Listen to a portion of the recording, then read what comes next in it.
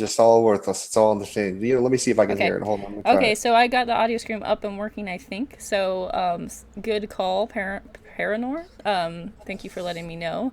That's one thing that I can't tell is whether or not audio stream's working or not. So I think I fixed the problem. Just Let me all know. worthless. It's all in the Let same. me know Let in me see live if I chat. can Okay. hear it. Hold on, let me try. Okay, I think so it's I got the working. You audio can stream hear up it. and working, I I think. just went over to the So, video and started playing. I heard myself talking about Hatgate. okay. As we said before, we weren't going to talk about Hatgate, and then he was disappointed that we were talking about Hatgate. I said greetings and salutations as the Holy Spackle. What did we miss? I'm here with Skylar Fiction. Skylar Fiction, who is our local, dare I say, pandeist, documentarist of everything insane. What else? How would you self-describe yourself? Um, yeah, I make entertaining videos for all of you. That's the best way I can describe my channel. Yeah, I guess it's so tough when you get into these like how you label yourself, like spiritually, like a pandeist, whatever. Uh, and I don't know. I hate the labels thing. Like I just, I have my own beliefs. It's easier to label, to have like a basic label if I just say deist, which just basically means in my just general God belief. But it gets kind of tricky when you get down the rabbit hole. Got my big cup of water. Sorry, I'm going to sip this constantly. Oh, it's all right. Go ahead. As long as we're not inside your mouth, I don't really care. So You're not. when I first interviewed, it's not as perverse as it sounds.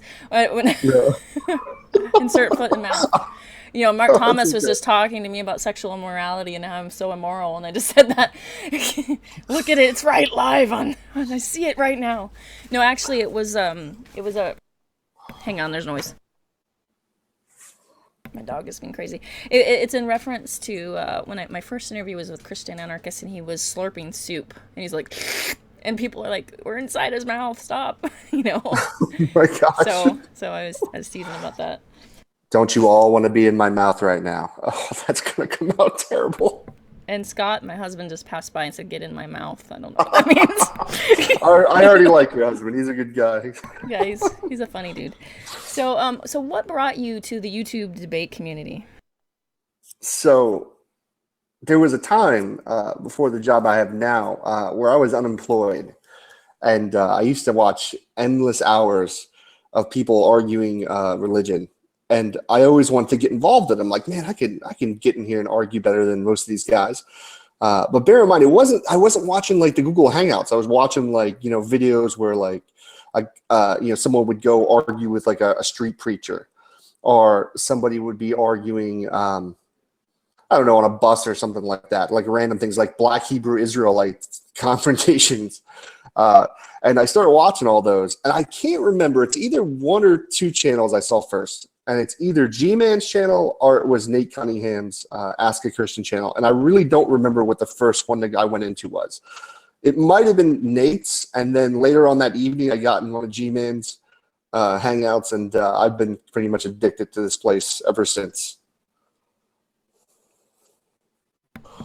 You're addicted to it. Like, how many hours do you spend here a week? Oh God, it's too much. I don't watch. Well, here's the thing. Since I run a channel, I always got to find new material. I kind of look at this like a second job. All right, this is what I want to do. This is what I want to do for a living. I want to entertain you people, and I want to have fun doing something I love that's creative and entertaining. That isn't redundant. So I watch a lot of hangouts. I try to engage with people on my channel. I try to have I try to argue back and forth through the comment section. I want to feel like people are active participants in my channel. Like people send me links of good material all the time. But so I don't. You know what it has done? I don't watch TV really anymore. I do go to the movies. I'll watch movies because I'm still a huge fan of movies in general. That's what my background's in. But I don't do much besides spending time with my family and stuff that's going to better my own life. Well, this this is but I spend a lot of time. Let's just say that too much sometimes. So you just had a child. What number is this? This is number two. Number two, and it's a girl, right? This one's a little girl, man. I have a little boy. He turns 5 in another month or so. And it's awesome because this is the best age in the world. This is where they're fun and they're asking you inquisitive questions, and I play, I don't play Hangouts for him in the car, but I play a lot of Alan Watts, which is who's one of my, what I consider like a mentor when it comes to like philosophy and spirituality. I play a lot of him in the car and try to get him interested very, very early, get his vocabulary higher, so he'll do better in life. And I love education in general. That's what I originally, way back, that was what I was going to college for, was to study to be a teacher. And that's what I originally wanted to do, is teach history, political science, things like that. But teachers don't pay. It doesn't pay to be a teacher down here in Florida. I know it's not about the money, but I got to survive, man. Yeah, I do agree that teachers and really professors, academics is really underpaid. If you look into their salary scale, it's not very great, and so it's definitely a selfless job. It's an important job. So it is something to consider. So how do you view fatherhood? Like, what do you think is the most important role that you take as a father? In a lot of ways, like, you mold your children, right? And I think it's being a good example to them. I just think of it like fun. It's fun to be a dad, Like, the older they get, the funner it gets, because you can do a lot more. Like, I can't wait for the day that I can just bring my son to the movies, and my daughter, obviously, every weekend, and go see a movie together. I think, like, one of the things I've learned that has helped the most is routine when it comes to raising children. Like, we had our son on a routine from a very, very young age. Like, we put him to bed at certain times. He ate at certain times. We were very specifically the kind of foods he eats. He eats all natural stuff. He eats a lot of vegetables, a lot of fruits. It's not perfect by any means, but we don't eat fast food. We never go out and eat fast food with him or things like that. But we try to just, generate behaviors that are going to benefit him later on in life. And, some of the stuff when I was a kid, I wasn't fortunate enough to have some of those behaviors taught to me. But that's what I love about, I just love, being a dad. It's fun. And then I love, hopefully I can instill some good values in him. And one day he'll grow up to be a rocket scientist. At least that's what he tells me he wants to be at 5 years old. So hopefully he'll keep going with that.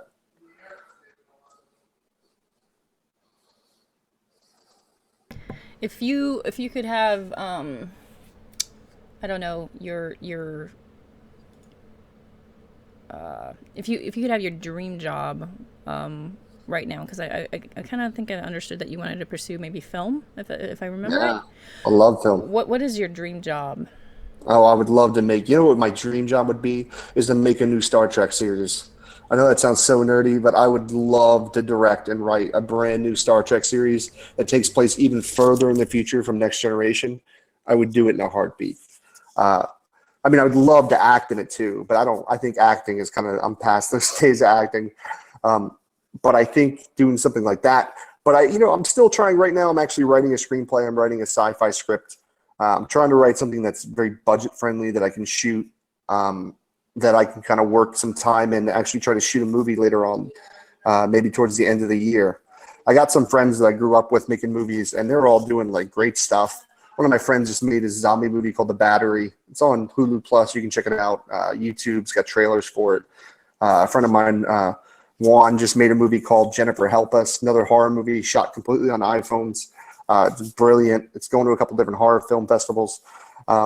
But these guys are, they're working hard. They're doing these things. It just takes time. The problem is it's just time. It's with movie making, you have to have money too, but you have to have a lot of free time. And when you have a family, a full-time job, it takes away from it. So I'm going to try to work on some of that this year, and maybe shoot something really, really cool. And you guys will get to see a trailer for it or something here on YouTube on my channel.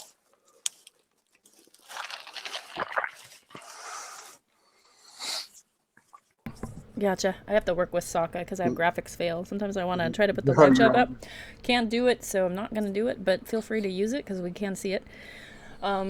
So are you going to put all your forces, all your energy into that direction? Or do you think it's... Oh, well, this is still what I'm doing mostly. I mean, this is my main hobby right now. I mean, this is where I have all the ability. I have the technology to edit everything. I feel like I've gotten a skill for it now. It's very, very easy sometimes to make some of the videos I do. So, I mean, but that's where I'm going towards in the future. That's my long-term goals. I mean, my career is really good. I like what I do for a living, and it's a good job. I can move forward with that too, and it wouldn't be a bad direction. But I mean, it's creative, but it's not creative in the ways I want to be creative. You know, I want to do movies for a living. I want to inspire people. I want people to think, be interested, and be entertained. So that's what I try to do here with the YouTube channel too. I mean, sometimes you try some new stuff. Sometimes it works. Sometimes it doesn't. You know, some days you don't. I don't know. I just want to do all new. I have some ideas for other channels. I'm not going to go over right now, but I have some fun ideas I'm thinking about working on, completely different from the Great Debate kind of community. So we'll see how that goes in the future here. What do you think your role is in the Great Debate community? I mean, I always kind of scratch my head at the deist because, no offense to you, but my first experiences with some deists in Nadia's chat was that they snicker and laugh at the theists, silly theists. Oh, you know, and they sideswipe us a little bit, and oh, you guys are just so dumb. And they kind of get a pass from the atheists because the atheists are too busy fighting us Christians, because maybe deists don't legislate their beliefs or whatever.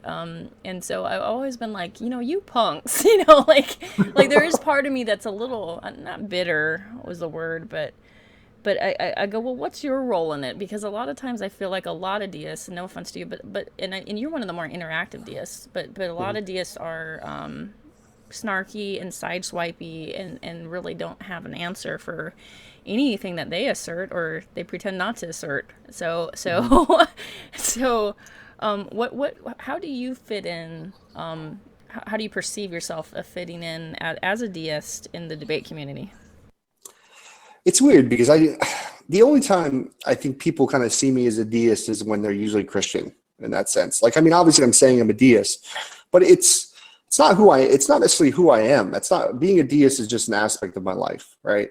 So like most of the time, if you really watch, I don't really even argue for it at all. I don't even talk about it most of the time. And it's generally because I don't care to convince people, and I don't care if people believe what I believe. And I don't think I'll ever be able to convince somebody of deism anyways.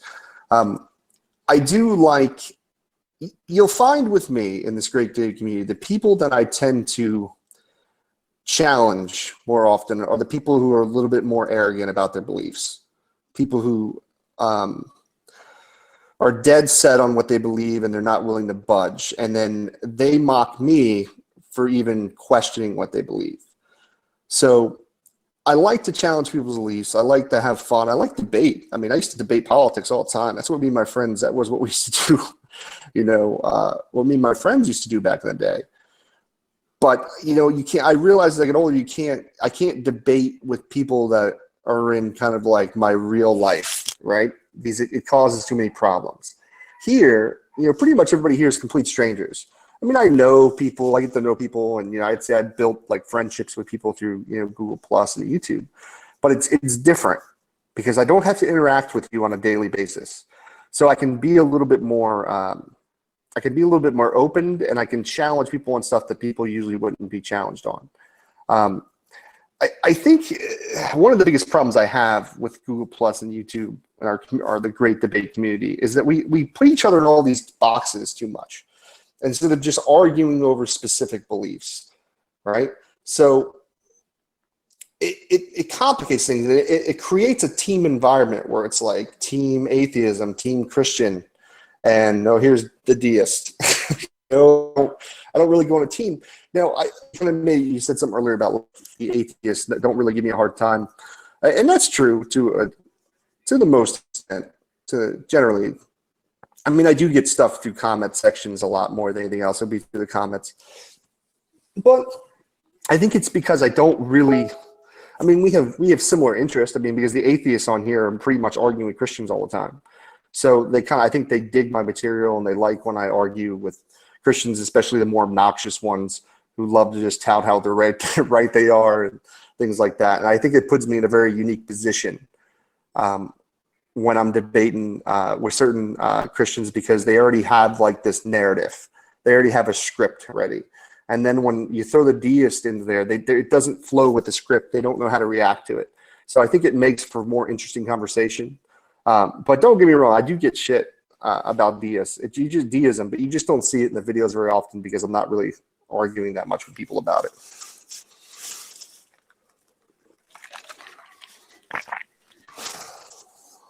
Gotcha. So, do you feel like you're really a pandeist, correct? Yeah, well, I think I take the role. It's a romantic belief in pantheism. I mean, I think there's generally some kind of, how do I say it? I think we're part of the creation. I think we're part of the source, whatever you want to call the source, God, whatever it is. But I take a more pantheistic view on deism. I mean, it's called technically pantheism, but like I said, I don't like to label myself in that box because all my beliefs don't really fit into either deist or pantheistic. So kind of all over the place sometimes.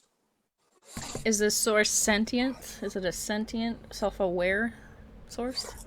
In the same sense that you're sentient. Okay. Like, because we are sentient, we are part of it. So I think that in that sense, it's sentient. So the painters become part of the painting? Yeah. Was enough. the painting always, has the painting always been, or has the source always been? I don't know. That's a good question. Possibly, you probably hear that baby in the background now. I don't know. To be honest with you, that's a good question. I don't know if it. I can't give you an illustration. Let me kind of give you like a story. This is Alan Watts kind of talked about this. Imagine when you went to sleep at night, right? And you went to sleep for 8 hours, and every time you went to sleep, it was like 75 years of life.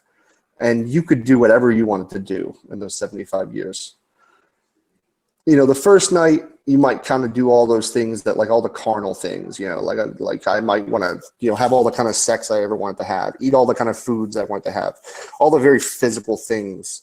But after you've done them for like 75 years, you might want something a little new, want something different, right? And then maybe the next night when you go to bed, you decide, you know what, I want to be a medieval knight who goes and fights dragons and does, you know, saves the princess and live out all this amazing enchantment, this beautiful, you know, medieval world.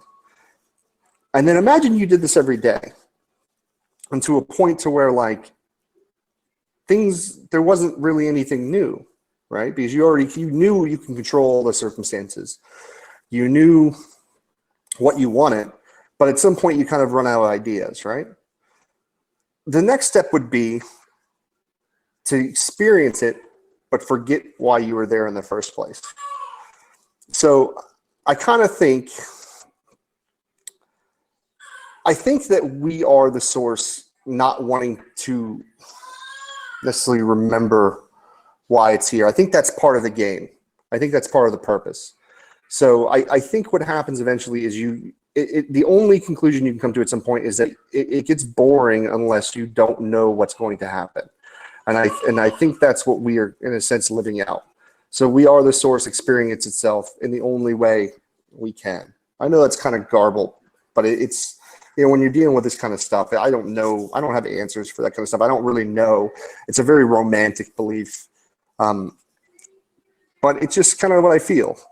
So, and I could be absolutely wrong about all of it. So hopefully I'm not. I hope there's something greater.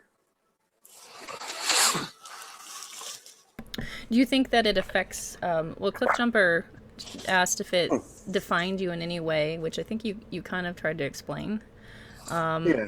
Do you think that it, how do I word it? Do you think it affects some of the choices that you make?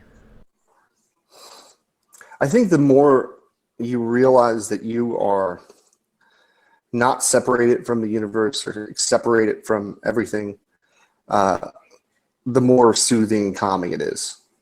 And it relaxes you, right? I think one of the scariest things I think about being an atheist, like when I was an atheist, was that you just kind of feel all alone in a sense, right? Like you have to, you feel, I mean, you can rely on the people around you, but people die. Sometimes things happen to where you don't have people around you, and you feel like a certain separation, once it's over, it's over, right? There's somebody said something very interesting. I was listening to an audiobook today, and they were talking about the Big Bang, right? And how sometimes we like to think that we're like a result of it, instead of thinking that we're part of it, and we are the Big Bang. We're just, it's a lot further along, but we are the very remnants of it. We didn't separate from it. We don't separate from the universe. We are, this is all my opinion, but I think we're all one with each other. So I find comfort in that, knowing that, energy doesn't really die, and hopefully one day, we'll find out the great mystery, what it is. Maybe it's one big joke that we're all playing on each other. But I would say, just kind of answer Cliff Jumper, does deism define you? In a sense, like my deistic beliefs don't necessarily, like the things I kind of have faith in, what I kind of feel doesn't necessarily define me. But I think a sense of oneness. I like Eastern philosophy a lot. I like Buddhism, and I like a lot of those kind of philosophies. So you're going to find that a lot of things tend to be very Buddhist kind of oriented, or Eastern philosophy. Let's see, Hillary Pug. So is belief in God a way of not feeling lonely? It's not the reason I believe in God. That's not the reason I choose to believe in God, so I don't feel lonely. Not feeling lonely is just a natural thing that comes from feeling connected to the source.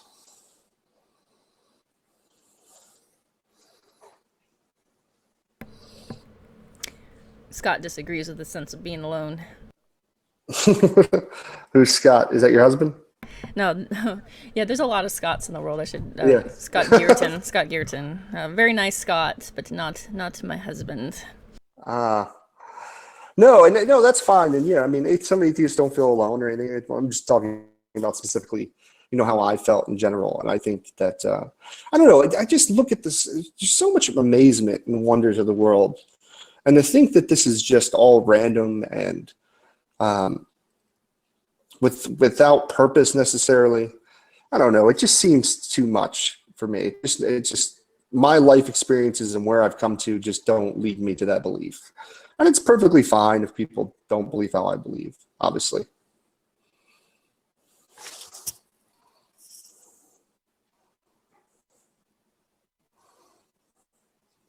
Everybody, Mark Thomas is in the chat box. Mark, you can ask me that question. Smiley face.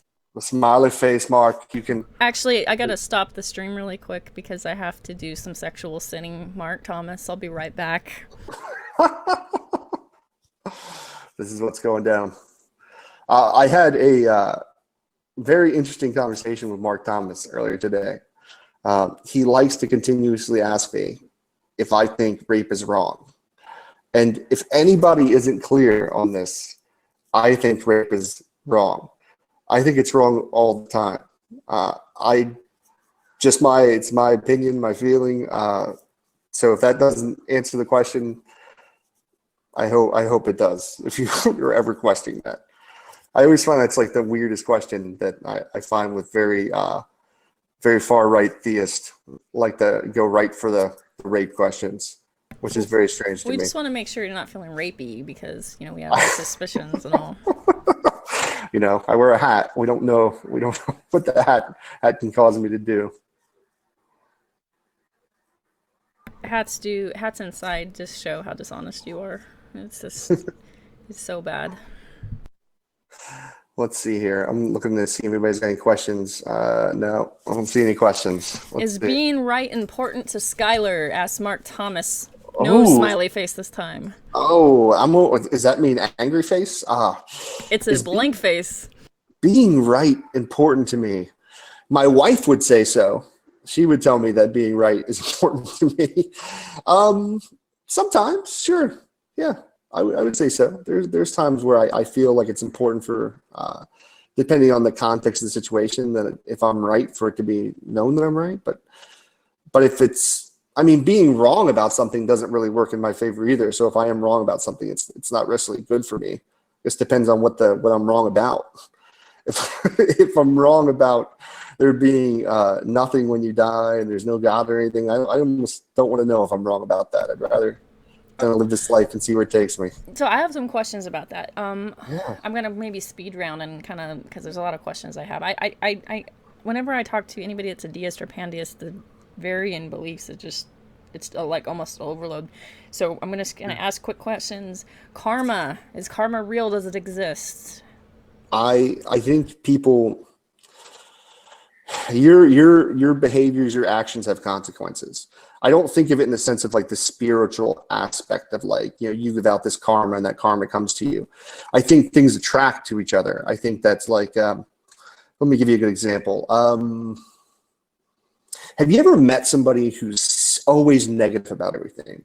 Like every angle, doesn't matter what it is. Like they go out to dinner, like, oh, the steak's overcooked. Oh, it's taking too long for the waiter to bring our food, our drinks. And I think like when you're like that all the time, when you're very, very negative, you attract negative things to you.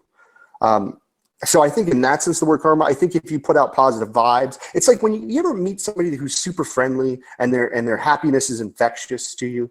Like all you can do is be, it's like the kind of personality. It's like the fat guy at a party with a beard. I know I'm a fat guy with a beard. So it's like the fat guy at a party with a beard. They're usually like super friendly people. They're down to earth. I think your personality and your actions, the way you put yourself out, does have a somewhat of a karmatic feel to it. I hope that makes sense, but that's the best way I can answer it. But not in like a spiritual sense. There's this saying, you do bad things and the bad things somehow come back to you through the universe or something. Gotcha. So yeah, I kind of have this thing with karma. Like, people kind of boast about karma, and I like they'll bash on theism for causing war, but karma doesn't really prevent poverty or injustice either. Look at India.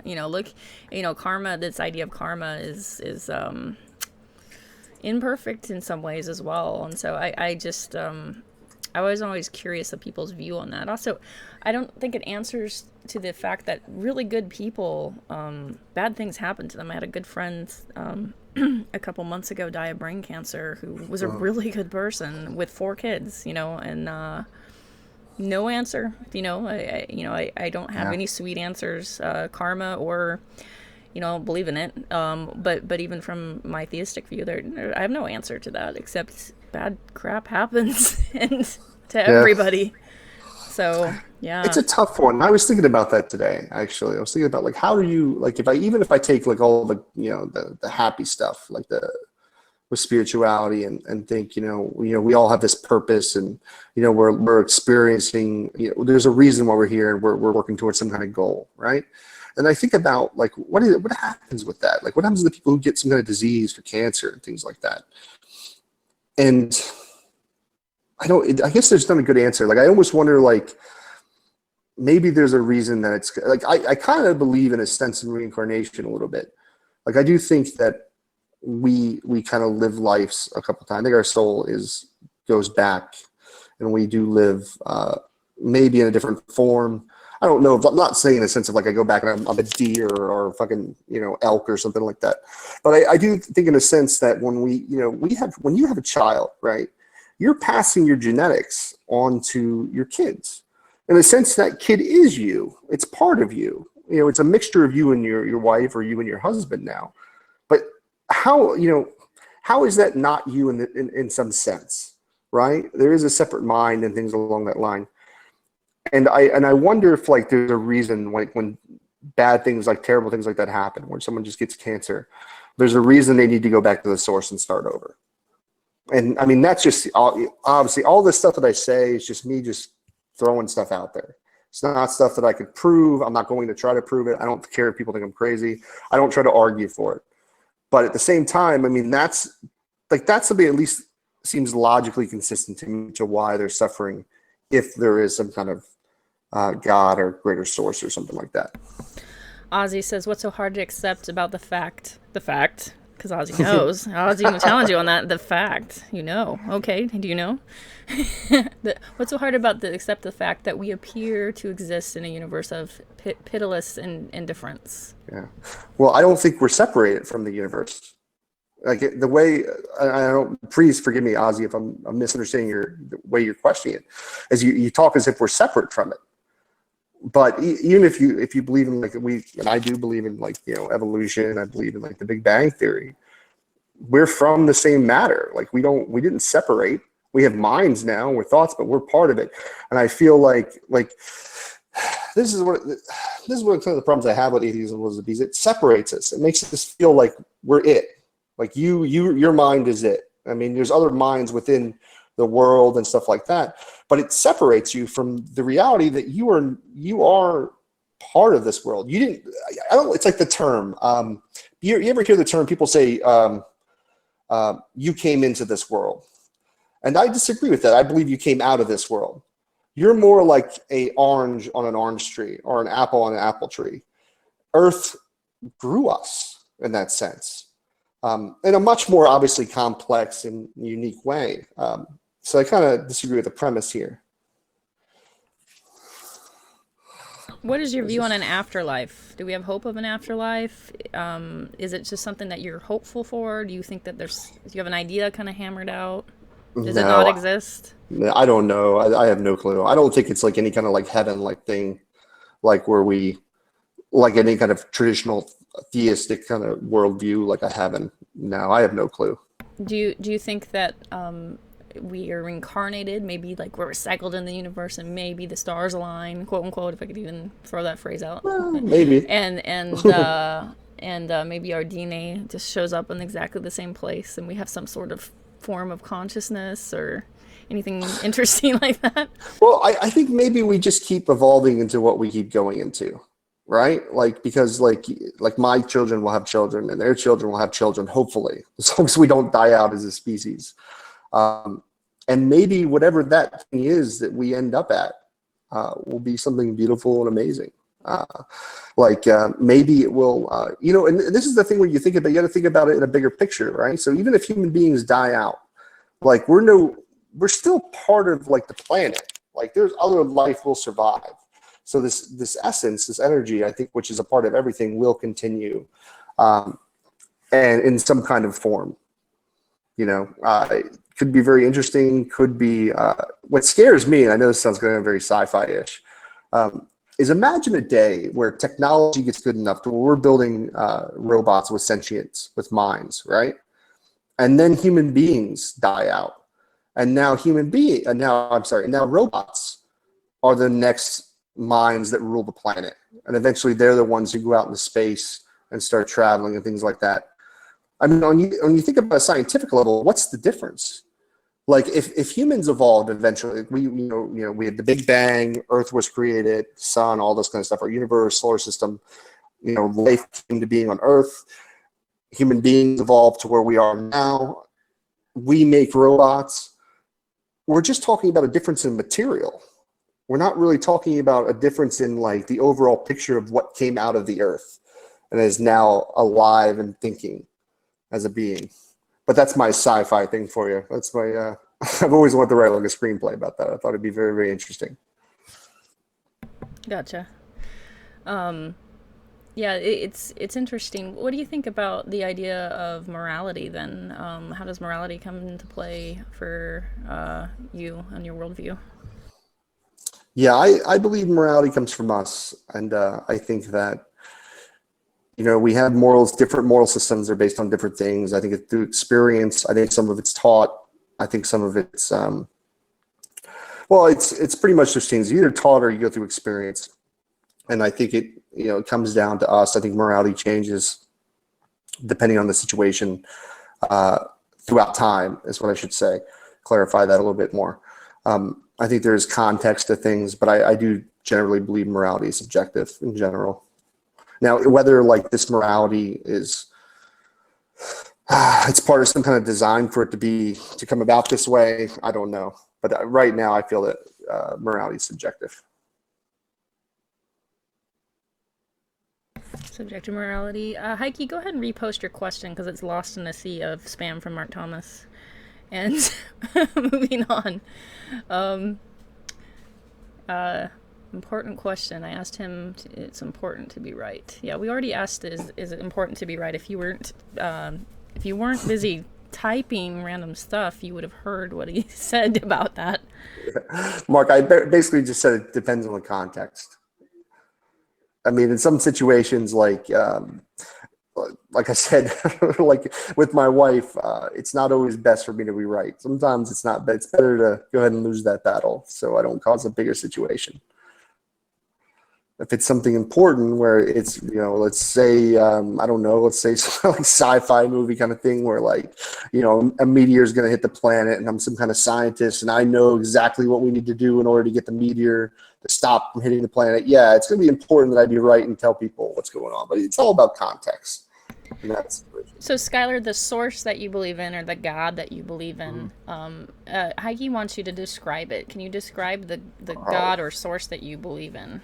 No, I don't have words. I think we're part of it. So in a sense, you're God. I'm God. We're all God. A blade of grass is God. It's everything you experience around you. And it's experienced itself through this. That's what I believe. But I really don't. I don't have anything further than that. I'm sorry, Heidi. I wish I can give you a better answer, but I just don't know. Eve has a question, but I don't know what it is. It hasn't come out yet, so we're like right. Waiting for that one. So in the meantime, here we go. Skylar, hang on, let me read because someone's spamming the hell out of this. Hang on, I'll copy it over on the side. Beep boop bop boop beep because it's flowing through. So, Skylar, do you question other believers showing that they really? So. Skylar, you question other believers showing that there's really no sufficient evidence for their position, but what's the evidence for your position? Yeah, so there's a difference. And first, most of the time when I argue with believers, I don't actually, I do ask for evidence, but most of the time I'm actually arguing with people about morality and logical inconsistencies about their actual worldview, right? So a lot of times when I am arguing with people, I'm just trying to show them how logically inconsistent something is that they believe. So now the other part of that is I don't care if you guys believe my worldview. I don't try to push it on people. I barely talk about it. This is probably the most I've talked about my beliefs on any channel. So, Holy Spackle, you should be thrilled that I'm going this much into it because I'm honored. It was like honestly the one request for some reason. Like a lot of people request something different, but for you, they were like, like this was the one request I got was talk about pandeism. Yeah, it's gonna bite me in the butt. I'm gonna tell you that right now, talking about this. But the key thing. Join the club. Yeah, I know. Seriously. Welcome aboard, fellow believer. It's much easier to be agnostic.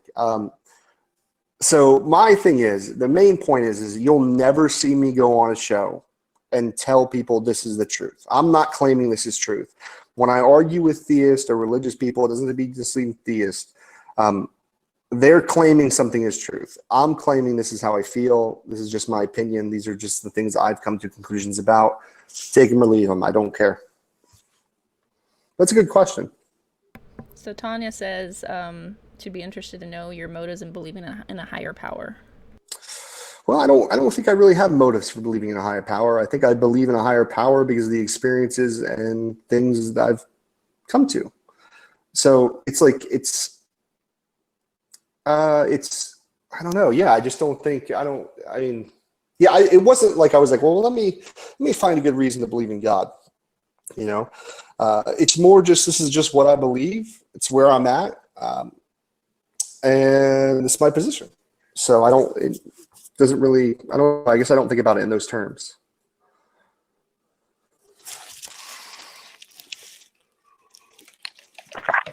Oh, I'm so thirsty. I've been doing like 3-mile walks now every day. Yeah, I have a question. You're always drinking water. What's up with that?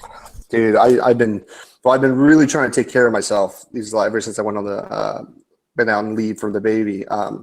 So I'm trying to lose some weight, get back in shape, man. I got to be healthy. I got 2 kids now. I got to be on the move. I mean, I've been walking 3 to 4 miles a day every day now. I've pretty much changed my whole diet. It's easy when you're not working. It's much easier once you get in a routine of something. So hopefully I'll keep it up, and I keep staying healthy, man.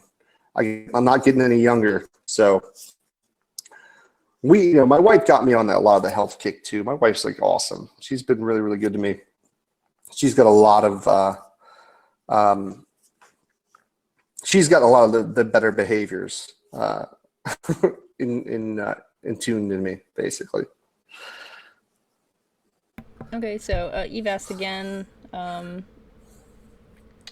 considering that other deists like to debate scientific arguments for their position, do you think you represent deism poorly? That's kind of a setup question, yo.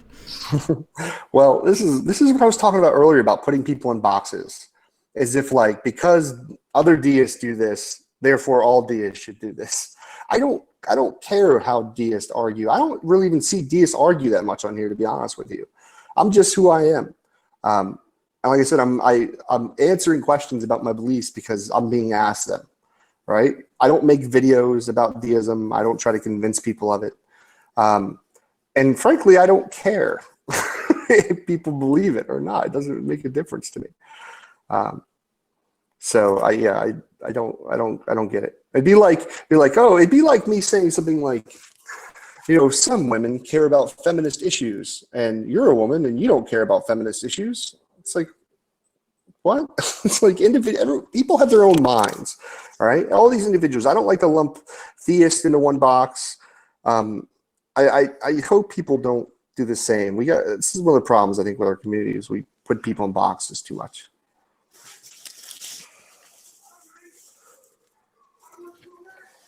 I noticed that you do kind of I don't know, maybe the word is ridicule. When you decide to ridicule, you see political cartoonists ridicule. Yeah. And you do that quite a bit, and sometimes brilliantly. I think you I mean, I know I'm team Christian, but I do think that sometimes we deserve to be ridiculed, and I know that's what you do. But don't you think in a way you have an easy job as a deist to ridicule a theist? Like, what do you think? Well, I don't think it has anything to do with being a deist. It's easy to ridicule people with bad ideas. And most of the time, if you really pay attention to the kind of videos I make, people like you, Deidre, aren't going to be in them, right? People like Nate Cunningham aren't in them.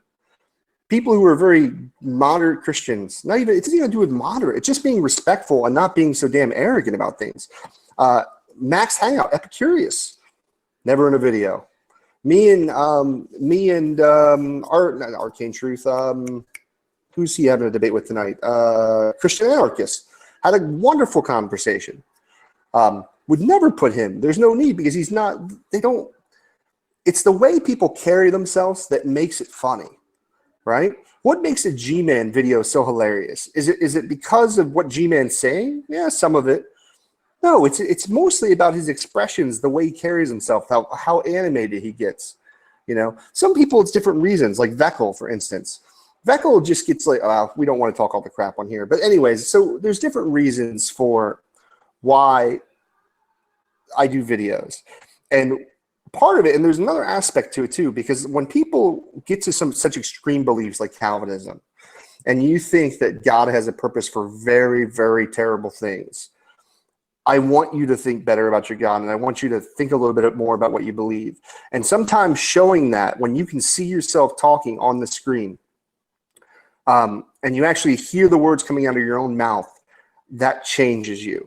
And it makes you sometimes realize how you sound. Because a lot of times people don't go back and watch the Hangouts. Like they'll just do a Hangout, they leave, they don't go back and watch themselves. But seeing yourself and how you acted, what you said, makes a difference, and I've seen people's behaviors change based on the videos I've made.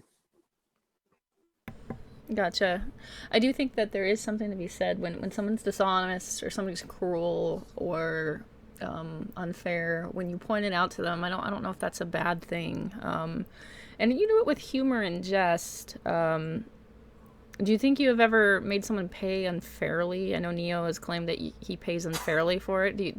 I mean, we've argued back and forth, and I've said things to Neo publicly that people are like, "You can't say that to a Christian publicly," and I'm like, "Well, I just did," But I don't think he's a mean guy. I really, No. so do you ever feel like maybe he takes it too hard, or do you think, I guess I'm talking about the Hatgate drama in a way, but I love I about honestly that. thought you took something in a way that was said that was just kind of dumb, that hats are dishonest and you're dishonest because you wear a hat indoors, and I think you kind of just made it funny, and it wasn't really, I didn't think of it as cruel as much as just funny, Hmm. having fun with it. Well, that's a lot of the time. That's what I do. I mean, so I don't make. Okay, so either it's. Let's see how I word this correctly. All right, let's talk about. We'll talk about Neo specifically. All right, what I dislike most about Neo is I feel he's a dishonest person, right? Because even after all this, like even after a whole Hatgate thing, he tries to play it off like it was a joke. Like I was just joking. I was just making a joke about his hat. It's like, no, Neo, you weren't making a joke. You were dead serious. And you can watch the video and tell by the tone. And you can tell that every time I made a video out of one of his videos, he deleted the whole Hangout. So nobody could go back and watch and see what actually happened. Um, Now, I try to be fair with my Hangouts, with my videos, and I play as much audio as possible of the person. I do not take a little snippet of like a 30-second thing. I've done it like one time to G-Man, and it was necessary because it was so blatantly obvious what he was talking about. But I don't tend to do that. I just let people talk. I put a little classical music under it, and I put a couple sayings up in title cards. It's very simple. It's very easy. I don't, when I edit stuff, I actually a lot of times help the other person because I'll cut out the when people are doing that kind of stuff. I cut that stuff out. Or when we move from one conversation to another, or there's a third party starting to talk about something else that wasn't relevant to the topic we were just on handed out. I don't know if there's any video. I was kind of mean to Ken Jones a little bit one time with a video, and I think I might have crossed the line because I got a little bit more offensive with it and kind of put scenes from Tropic Thunder with the going full retard thing. But he was a dick to me. And most of the time I'm not a dick to somebody and unless they're a dick to me. Like this, I made a video this morning and you guys should all watch it because it's fucking wonderful. I know I'm biased, but this girl Candy, like I actually kind of feel bad for her, so I didn't really go too hard into it. But she literally just started talking shit about me on a channel. Like most of the time, I don't even make videos about anybody until I hear them starting to talk crap about me. And Neo is one of those people. Candy's one of those people. People act like that they can go off in a hangout and talk about me, and I'm not going to get the clip and I'm going to play it. Most of the time, that's what I do. I think that's actually the funniest thing, is when excuse me, when I just let people talk about me, because that's the most hilarious thing. Because sometimes the stuff they bring up against me is silly. Because that's really all they have. They don't actually have me going into a hangout and saying something incredibly stupid or making a terrible argument. The most actual critical things, the things that I think are actually relevant, is when like Ozzy is really good with this. Like he gave me a hard time with a subjective morality and some of my arguments, but he did it in a way that was like, hey, let's talk about this. We need to have a conversation, and let me kind of point out some of your ideology, some of your thoughts, and where I think you might be getting something wrong. That's great. I'm open to correction with those kind of things. But the kind of thing that the people I make videos about, they don't. They're just douchebags sometimes. So I just put their words up and let them hang them with their own rope, basically.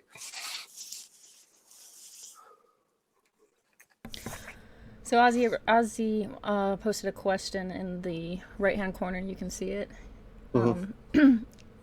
So it's just my opinion, says Skylar.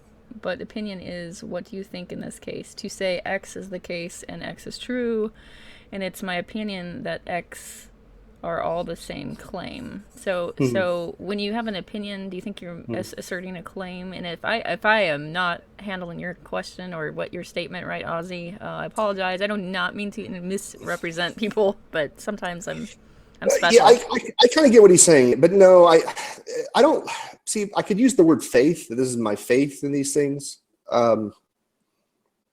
But it just doesn't, I don't know. I don't know if there's a better word. If Ozzy has a better word he thinks I should use. I'm not claiming that these things are fact. I kind of get what he's saying, but I just don't. I'm not meaning it in the sense to where I'm saying this is the case. So I'm just telling you this is what the conclusions I've come to. But even if I did believe something was the case, like I believe, the source, whatever, that the source, where the source experiences itself and on a different level here on Earth. I'm not trying to convince you of it. I don't care. I don't care if you guys believe it or not. And I'm not going to try to logically, I have nothing I can logically argue for it because it's basically all faith-based. It's not by evidence. I mean, I can say it's by my experience, but my experience isn't an argument any atheist on here is going to take. And I wouldn't take somebody else's experience in most contexts as good enough evidence for me. So I can definitely understand why somebody wouldn't believe it. Hope you don't. You figure it out yourself. So I see Bert Poole posted a question. Does Skylar believe the structure of the universe and the intricacies are known by God before he creates? Does his God play dice? I have no clue. I have no clue about any of that.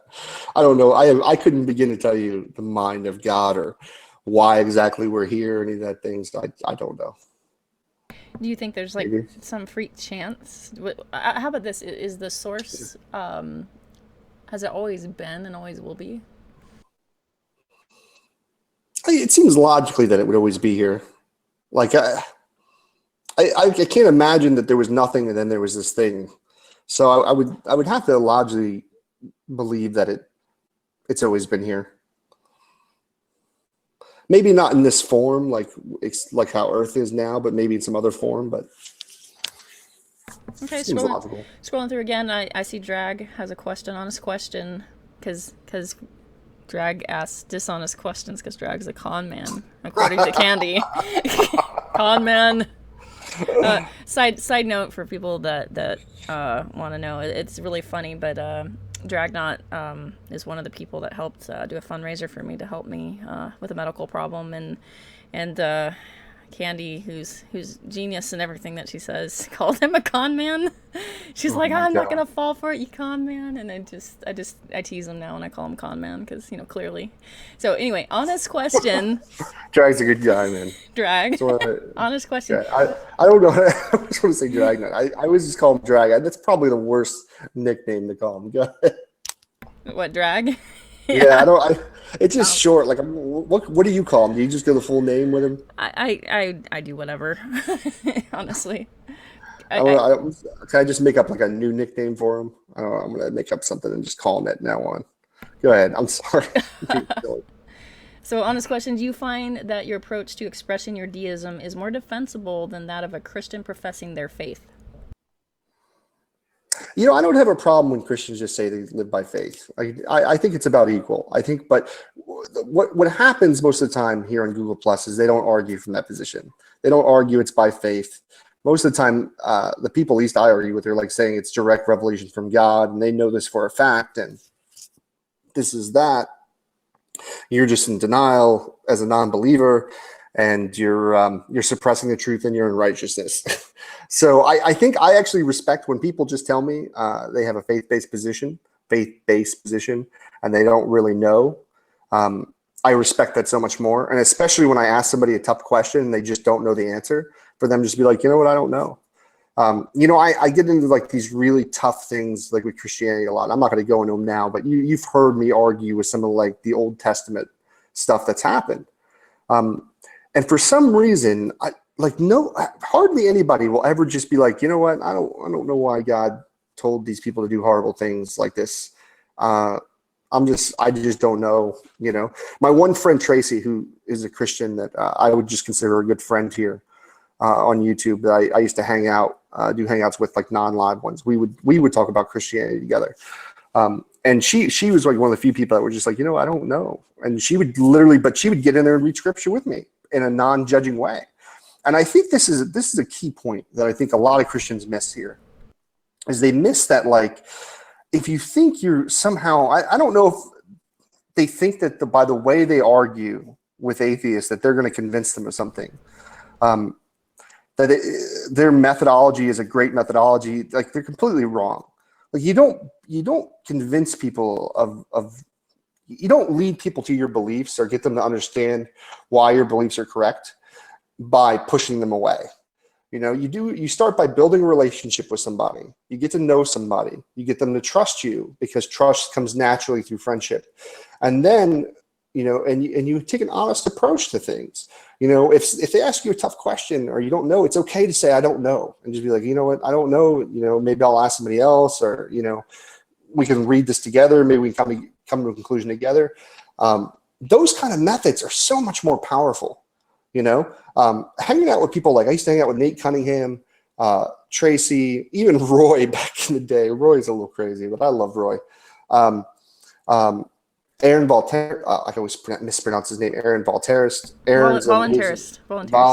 Aaron's another amazing Christian that I view very highly here. Very thoughtful, very respectful, and has actually set me straight on a couple things where I was like, damn, I was wrong about this scripture and things like that. Yeah. But he didn't do it by being a douchebag. No, he's not a douchebag. He did it by just being thoughtful and considerate. And I love the preterist position, man. I think it's very fascinating. And I wish he would get on here more and argue that position, because I thought it was much more logical than some of the other positions I've heard in Christianity. Yeah, I really like Aaron. I've only been in maybe 2 off-air hangouts with Aaron, with Jimmy Stevens and a few others. And so I haven't really in-depth talked to him, but I feel like I'm desperately keeping up with Aaron. And I've read a lot of theology and stuff, but I just, when it comes to the philosophy points and stuff, it's like I'm desperately keeping up. And so this has been good for me in a way, because it's been an exercise for me of learning more about philosophy and maybe getting better at debate, because debate's not really my thing. I'm really good at discussing, like, you and I have coffee and we can talk, but I'm not necessarily good at, winning, or but when I approach people, I because I'm a Christian, I look at people as independent beings, and they can make decisions for themselves. And so I don't look at people that I have to win you for Christ. I think if I know a lot of Christians are coming in here and their goal is to preach, and I can sometimes fall into soapboxing, but I try not to, because I feel like if I don't know, it's not my job. You know what I mean? I think, us Christians, I think if you go to the Bible, I think it's you share the gospel, yes. You tell your story, yes. You try to be a good Christian, absolutely. But as far as my job to win people to God, I always think it's between them and God. So I don't know, but well, I think that. I think it's the right idea. And I think I would just say, you pick your battles, right? You pick the battles that you want to fight against an atheist, or you want to go against an atheist with. But I would say you're probably more effective in the sense of kind of reining down some of these extremists on here, like Calvinists in general. And by doing that, you're not only, taking down some of these in my opinion, some of the most radical positions I've heard. I didn't even know what Calvinism was till I started, doing the Google Hangouts. I mean, the fact that there's this God who, purposes that people just will go and suffer in hell for all eternity before you were even born. It's just so disturbing to me, and that this God would cause all the calamity, all these evils that we have in the world purposely. Have a purpose for it, not just it be repercussions of something. And I think that shows more to helping Christianity in that sense. I think showing the good side of Christianity and how it can be beneficial. But that's my 2 cents on that. Yeah, I'm a big fan of James 2, which says, what good is it, if you say, hey, I'm praying for you, and you say, I wish you well, and oh, I have faith and I'm so pious, and then, James chapter 2 talks about what good is it if, someone's naked and someone's poor and someone's hungry, and you just, well, and I think we're called to show love in a practical way, and so I definitely personally kind of embrace classical Christian humanism in a sense, because I feel like that most aligns with the image of Christ that I've met. But we're not here to discuss the ins and outs of me, so we're going to go back to you, because I do talk an awful lot. No, you're fine. Get me off the hot seat for a second. Yeah. Oh, I'm on the hot seat all the time. Well, not all the time. I think people are generally now very kind to me in ways that I don't always deserve. So I appreciate that. So anyway, Do you think that you'll always be a pandeist, or do you think that there could be something that might shake up that worldview, leaning, maybe you will become an agnostic or an atheist or an atheist, or maybe you'll become a Christian? Oh, Christianity. I don't know. I want to make sure I want to be clear that I really hate like the terms, like being called something like a pande. I say pandeist, but that's the closest thing I could. Uh, so people will basically, the only reason I use that term is because people have some kind of understanding of that and that belief structure, right? They can look it up, they can kind of get, it's a deist position with a little bit of pantheism mixed in.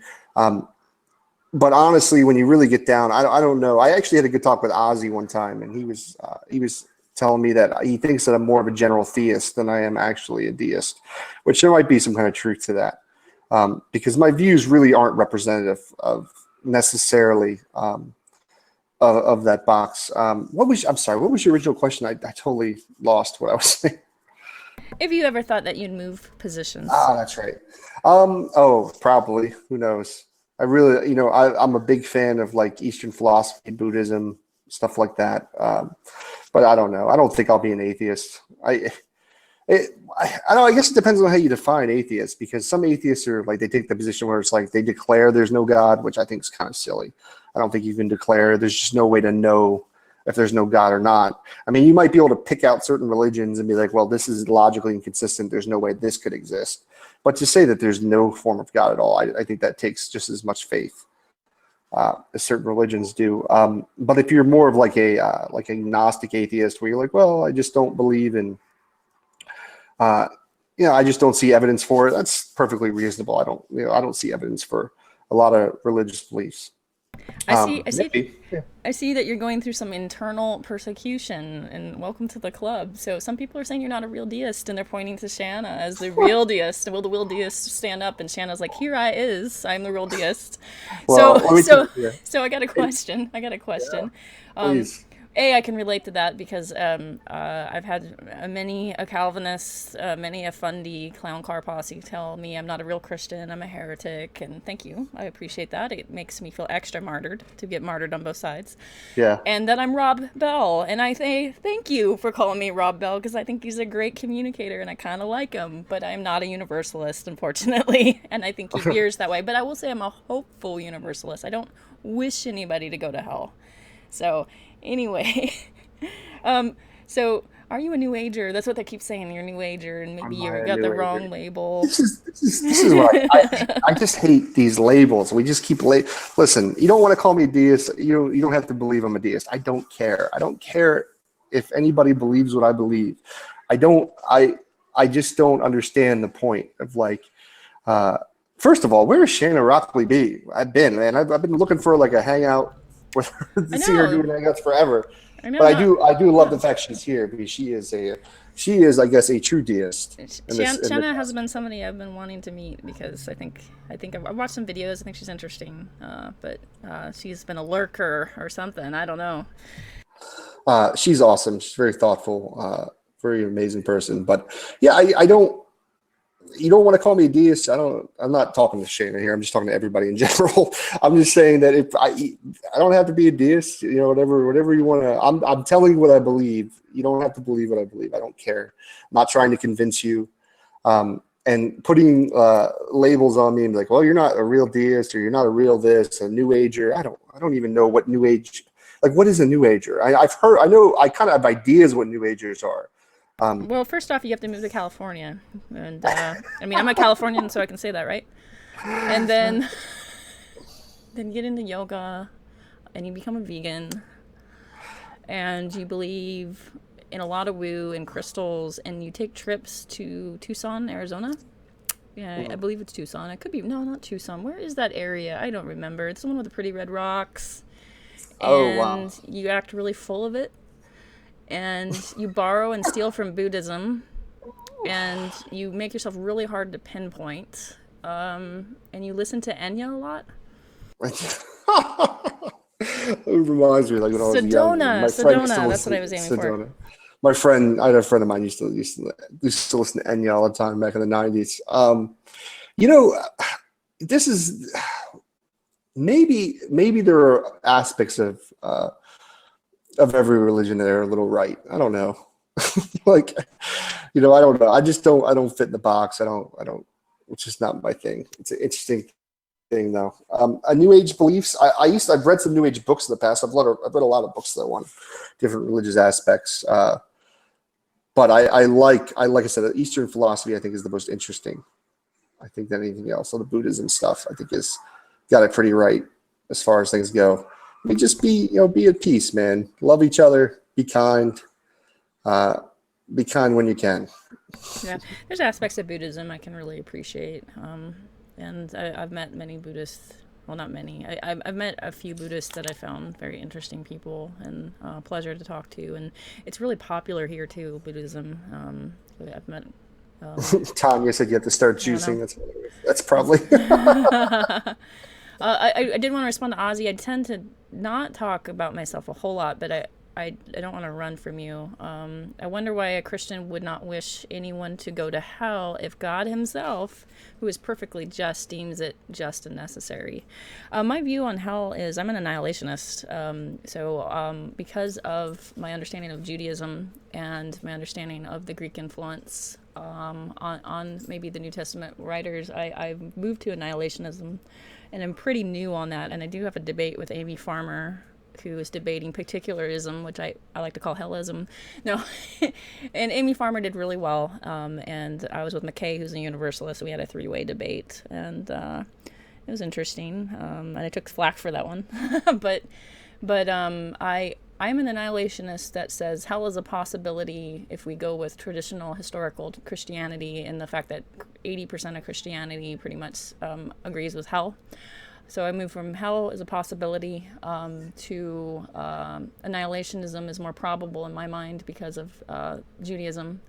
And universalism would be the beautiful story that I just don't think is backed up very well with Scripture. And those are the stances that I kind of take on that. So I would be hopefully universalist. To answer your question, would I ever cheer people on? St. Aquinas thought that this idea that somehow us Christians would cheer people on as they burned in hell, and we'd be okay with that. I don't know if I'd view it that way at all. So if there was an eternal conscious torment, I used to take more of the C.S. Lewis route on that, and I used to be a Reformed Baptist, which is a Calvinist Baptist, double killer. So R.C. Sproul, here we come. So I was bread and butter R.C. Sproul. So all you Calvinists that think I don't know Calvinism, I actually do.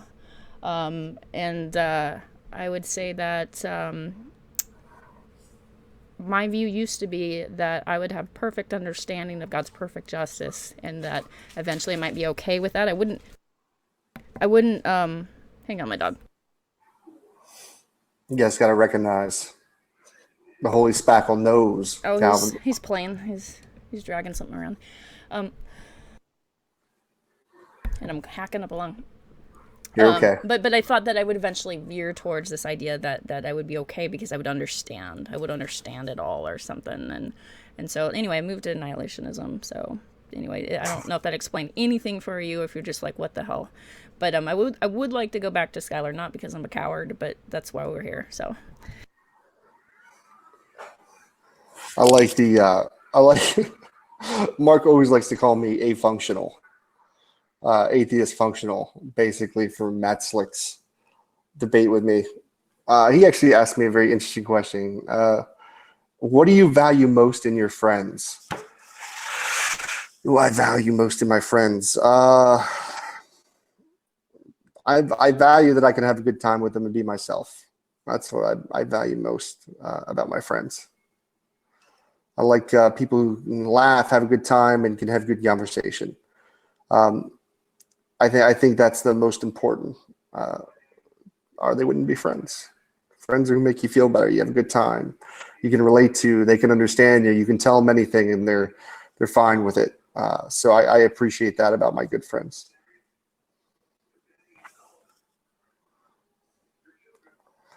Skylar, a ginger. Are you a ginger?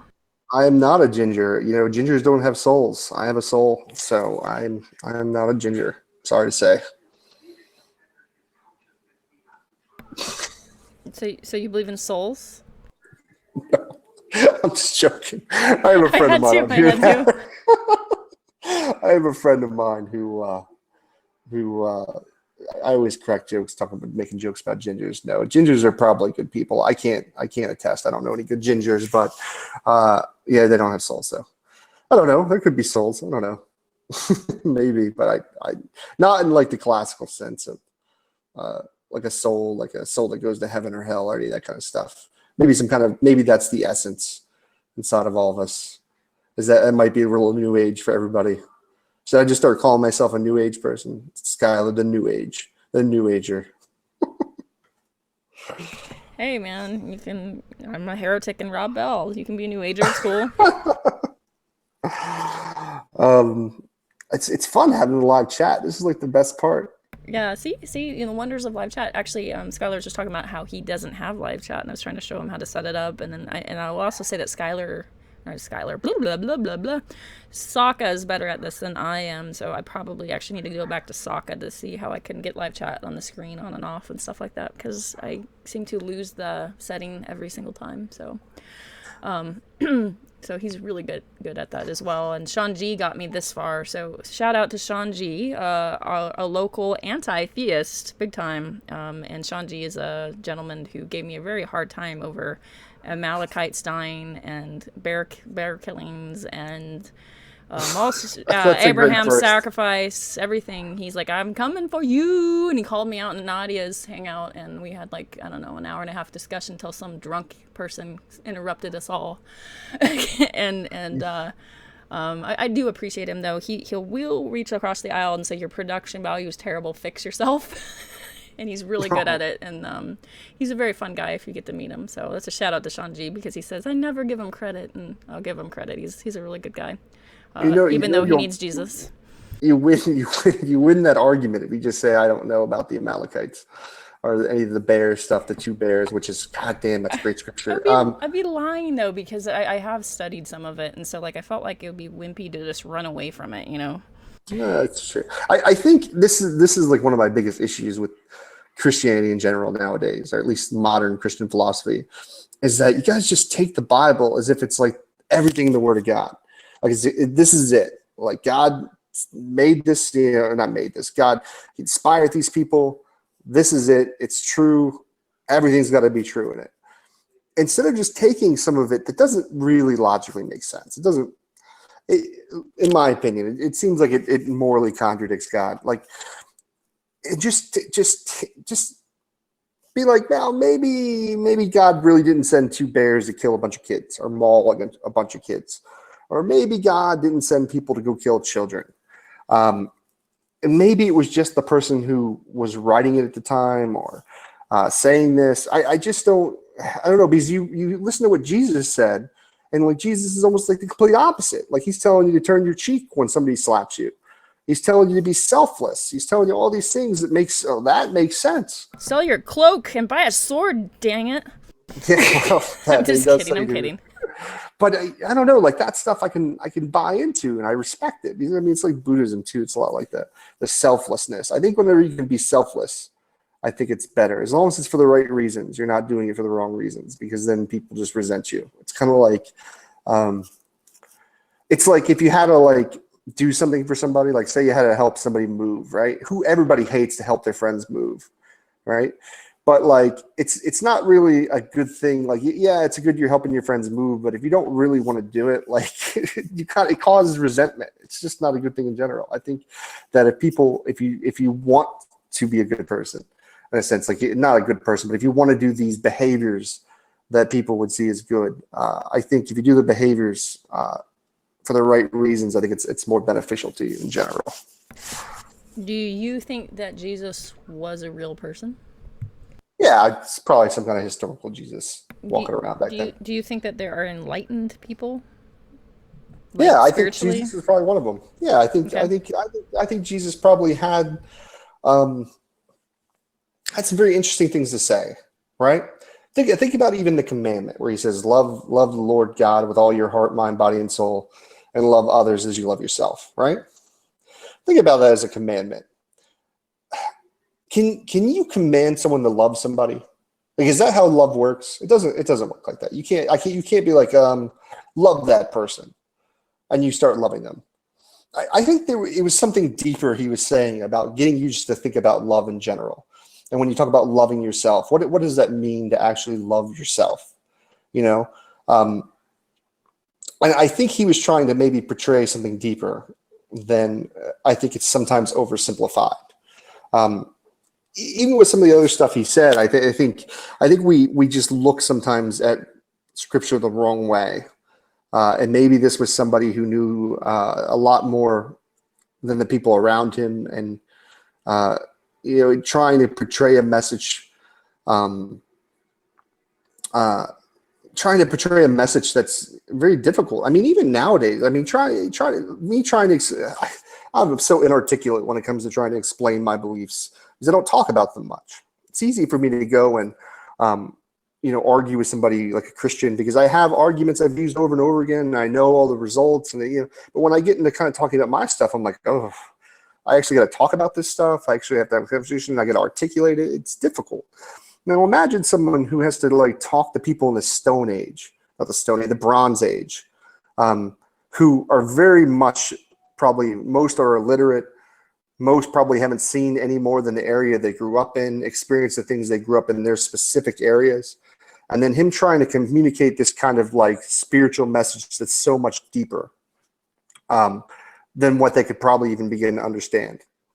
So he's going to tell all these stories, these parables and things like that in hopes that they get it. So I think he was probably a very wise person. I don't even necessarily, even when he says like, I and the Father are one, it's the idea that, I don't think he was necessarily just talking about him.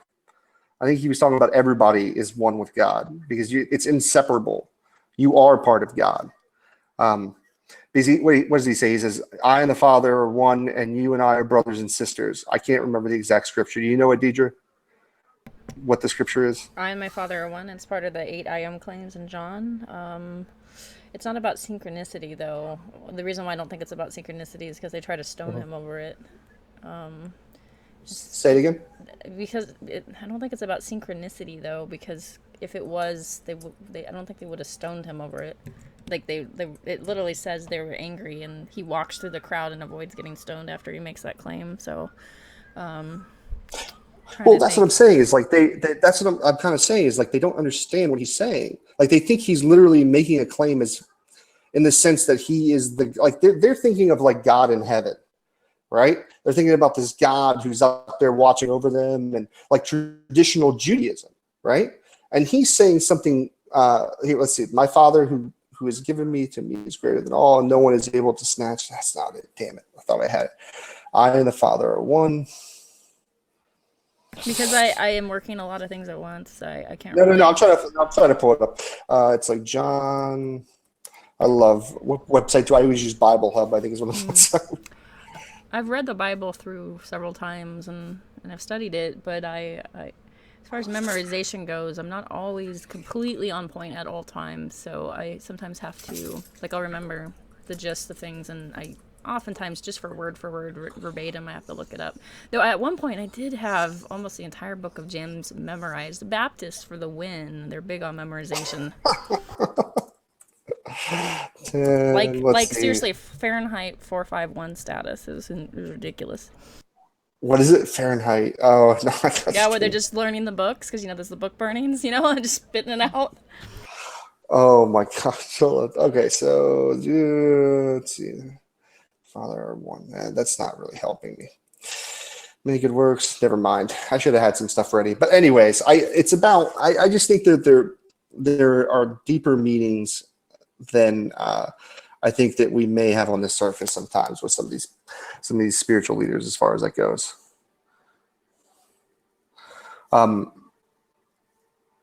Let's see what somebody's got here. Oh, Sock account's here now. He's one of my boys. Love him. If you haven't seen Deeper Than Dogma, I'm giving him a plug. Deeper Than Dogma. Watch that show. Sokka sucks. No, I'm kidding. I really like Sokka. No, what's Jenner? So you believe something that you... I don't know. I don't know. I So guess I should let's read the read it for question the out loud audience. again. So Yeah, so I so should. so you believe something that you. This is from Shanna Rocky. Yeah. So you believe something that you think will be demonstrated to be the case one day, and therefore any other conversations against it are useless. Is that to Let me read. me or is that to Shanna? Maybe No, we not should talk with Shanna. somebody else in the. She could be arguing with Mark or Mark Thomas or somebody. Well, I don't Thomas is know. there, so uh, It was directed at Tanya. Okay, ignore it. It's not. okay. It's not Sorry, relevant. sorry, people. Dang it, Tanya! Oh, You come back and you're ruining everything. No, I'm kidding. I'm kidding. Please excuse us because we are we are multitasking, and so while I'm reading chat, I also have other things that pop up and stuff. So my bad. That's um. funny. Anyway. I do have a question from Scott that really is important. Scott Gearton, not to be Okay. mistaken with my Scott. Oh, I know Scott Garrett. He's awesome. Super Yes. super side question: has Skylar seen the Futurama episode where Bender meets God? I don't think I have. I'm gonna have to now though. That sounds amazing. I love Futurama. I haven't, I don't have cable. I stopped having cable in my house like I don't know, 5 years ago. We got rid of it. We unplugged. And it's the best decision I've ever made because you don't watch all the news media. That's just terrible, and you don't get all the commercials and shit being sold to you every 5 seconds. So I absolutely love not having it, but I also miss things unless I get to watch them on the internet or get them through other means through different torrent programs. So yeah, no, but I will definitely watch it. For Skylar, do you think, from Cliff Jumper, do you think that Scripture has any value to yourself? Mm, Probably not. It's interesting. I've been meaning to kind of go through like a reread. It's been a long time. I mean, I used to study scripture, years ago and stuff like that when I was studying to be a minister or doing like an apprenticeship to eventually be a minister and pastor at a church. But it's been a long time since I actually sat down and reread the New Testament because I'm really kind of interested in kind of studying some of the stuff Jesus said and trying to get a better understanding and maybe a different aspect of it. I used to love reading like the Gnostic scriptures, like the Gospel of Thomas and some of those books, which if you haven't read, Deidre, you should really, really fascinating stuff. I do read. Yes. Well, I do. I believe that you read, but I'm saying, like, have you read like the Gospel of Thomas or any of the Gnostic scriptures? I've read it lightly, not seriously. So like I've read it in Oh, passing. Usually when I'm arguing with Commando, if you know Commando, I've heard of him. which I can never really figure out if he's serious or not. I find him very confusing. But yeah, he's really big on the Gospel of Thomas. So Commando, and then also I think Rob Beasley is really big on it as well. So if you don't know Rob, who I believe is a Christian atheist, I think. It's really good stuff. I like it a lot. I think there's some interesting stuff in there. Especially Thomas is very. It's like basically the sayings of Q are pretty interesting, but definitely worth your time to take a look at them. Is what I would say. Father, I was trying to find something interesting, but this is not working. Never mind. Rojo asks, "What's Yeah. your favorite music and / your favorite artist?" Oh, so here's the thing. I used to love music. I used to listen to all kinds of bands. I used to listen to actually a lot of Christian metal, funny enough. I used to listen to like Emery was like my favorite Christian metal. I did. It was like during the screamo. You gotta think I'm a little older, so I'm like 36. So like So Striper. Oh no, not that old. I'm teasing When you. it comes to Striker. You're 36. You call that old? Well, I'm getting old. I'm gonna be 35 this month. What's up? Oh, it's 30s are the best though. Totally the best. Let me tell you. Not. I feel situated in life. I feel good. I got a family. I feel like I'm living like the all American life. My 30s here. I'm not. I get time with my friends, but I got a career. I got this going on. But so, anyways, favorite music. My music's changed a lot. So I used to be really big in the punk rock scene when I was growing up, like in high school and stuff. So I'd go to punk rock shows all the time. I used to love like I mean, a lot of, I don't see any Christian ones. POD? MX, POD? MXPX? yeah, MXPX was my Move to jam. Bremerton, we'll hang out. Yeah. Yeah, I love it. That's my favorite of their I songs. still like their music, man. They get good lyrics too, man. I like the lyrics. I think it's a little positive. Do you know Dogwood? Dogwood? I've heard of Dogwood. So Yeah, Dogwood, yeah, yeah. Dogwood's a San Diego band, and it's a friend of mine who is the bassist. Well, like I say loosely because like we were in the same youth group at one point, and yeah, I used to go to all those shows back when I was a teenager. So we'd go to Dogwood and we'd see POD and Switchfoot. You know, Switchfoot's all I hate light. Switchfoot. They're Oh like, god. dare you to move, you know. But these are all San Diego bands, right? So See, I grew up in Orlando, Florida, and we had a scene, like we had a punk rock scene, but it was very different. I think the first punk rock band I ever went and saw was a band called the Queers. Was the name of the group? the Queers, were they Christian? They're called no. they were not Christian at all. But That's like that's amazing. my kind of Christian band right there. No, they were called the Queers, and they were amazing. I used to be well when I was a little younger. I was in like all the metal, like Korn and that kind of stuff. Funny enough, one of my favorite bands to this day is Newfound Glory. They're not far. They're from here in Florida. They're not far from where I live, a couple of hours. But their first couple of albums, like the newer stuff, they got a lot more popular. But I got to see them when they were in clubs and things like that. And to this day, man, music just makes me happy. I put that stuff on and I'm like, life is good. Same thing with MXPX though, in a lot of ways. But nowadays, I don't really listen to much, man. I'll listen to like, obviously I like classical music, put that in all my videos. But I really don't listen to music much. It's very sad. I like hip hop, 90s hip hop. So I listen to a lot of that. I had a little bit of a troubled youth growing up. So I got in a lot of trouble. So I used to listen. We used Thug to roll. life. Thug life. We used to roll around in like cars with hydraulics, and Used to either roll in the Hayden. It was amazing listening to Wu-Tang Clan, and we'll just say enjoying some of the medical variety of. Listen to herbals. DC Talk going hard. I don't DC Talk. I don't want your sex for now. It's really a DC Talk song. I don't. It really is a DC Talk song. I see now. When I was in high school, it was like the late '90s. So like we were listening to Snoop Dogg, Tupac, Wu-Tang Clan. I mean, God, the amount of times we sat and listened to Wu-Tang Clan albums over and over again. Man, I could still I still get pumped. I feel bad because there's this rapper named Stitches, and he's got this song called "Brick in Your Face." And if you haven't heard it, you need to go to YouTube, type Stitches Brick in Your Face.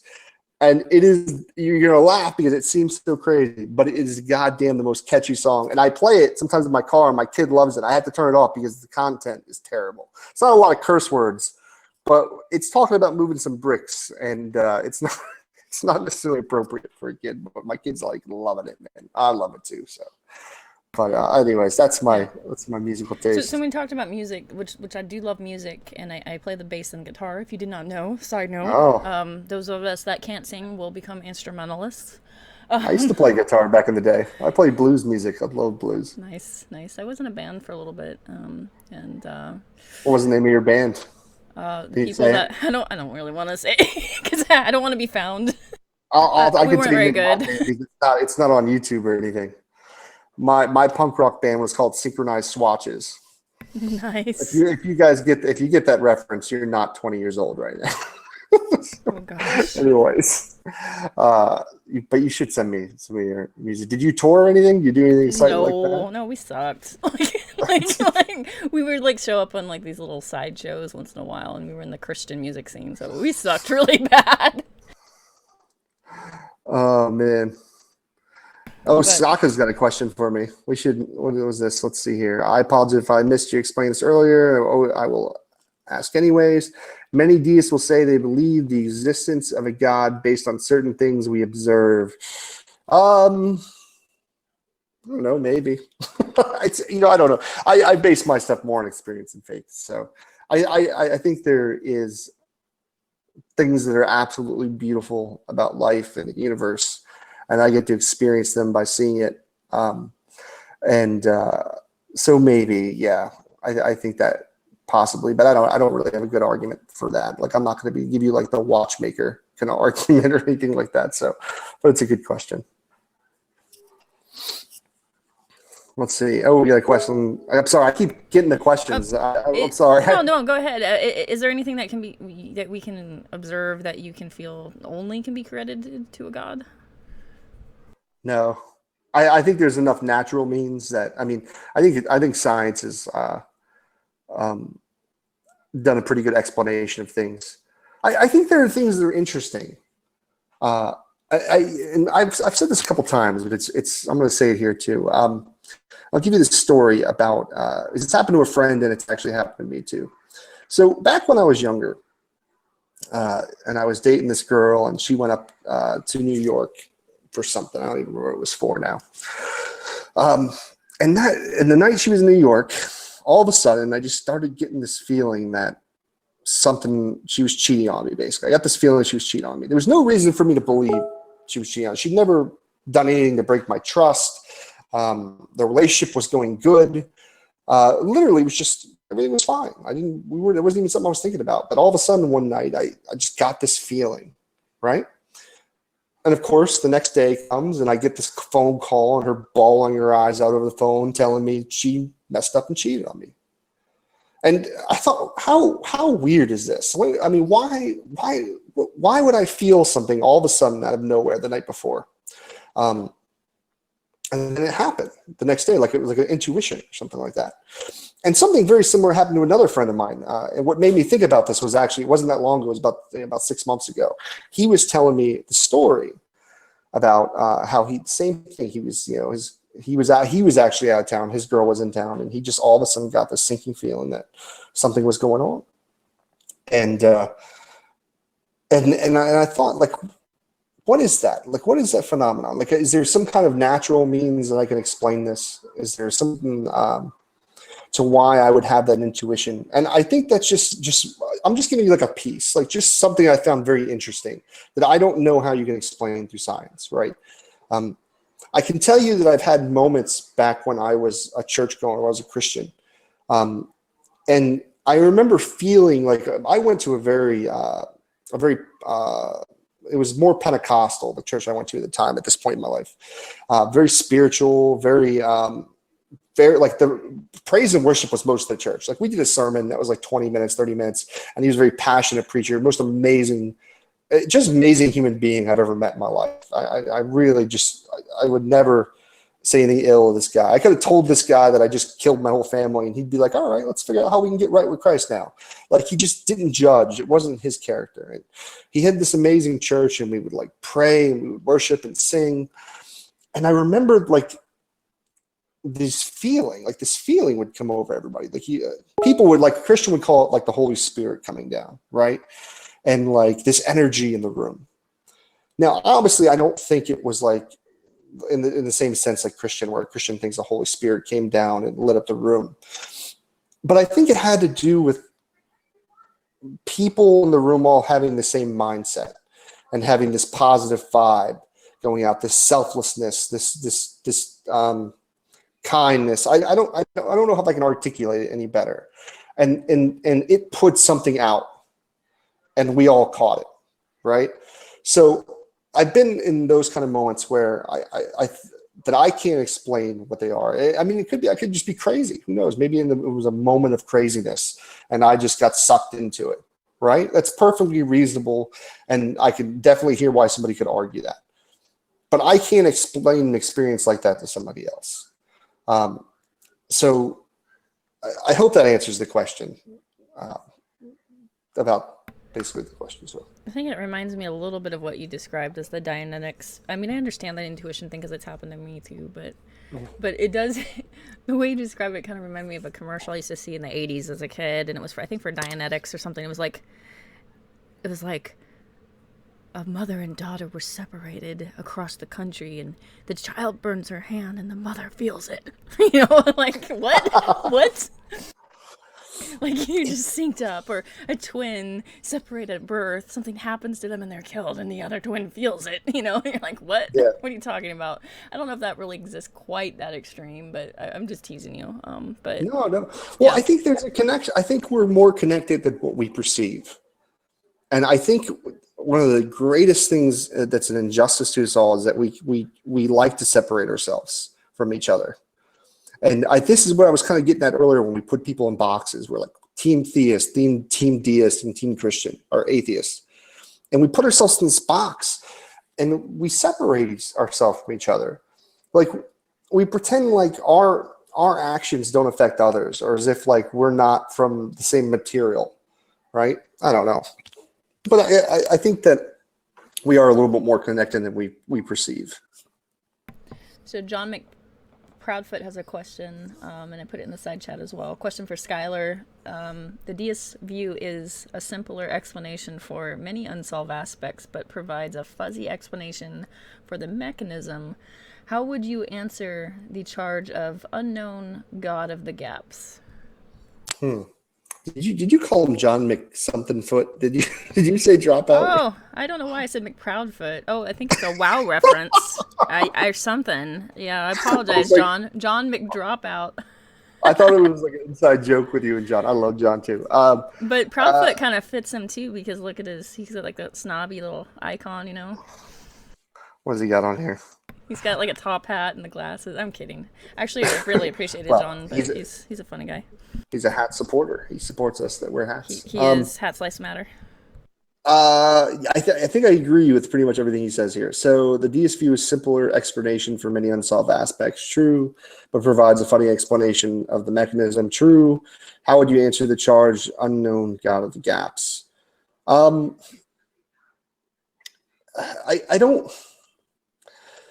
don't look at my deism as an explanation for things, right? It's just what I believe. And it kind of just, because my beliefs lead me to believe, that doesn't make any sense. I don't know. I don't know how to answer that. I don't think of it like an argument to try to convince people of things. So I'm not trying to give in somebody it's like a God of the gaps argument. Like this is just the explanations for why we exist. I don't think there was ever a time where the source, us, where we didn't exist. At least we probably existed in some other form. Anyway, sorry, John. I wish I could answer that question better. Here we go. Mark Thomas, does Skylar believe the crazy evolution? Scientists seem to believe in it. Well, they don't believe in it. They've tested it. They've tested different aspects. Seems to be the scientific consensus. I have no reason to believe that evolution is not the case. So yeah, I believe in crazy evolution.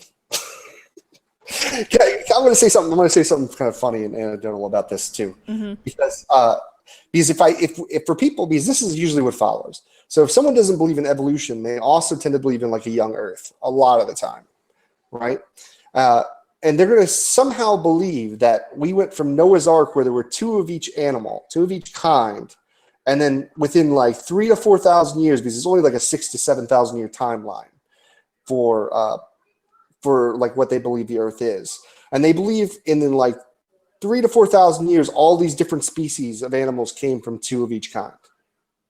It doesn't make any rational. It doesn't make any logical sense.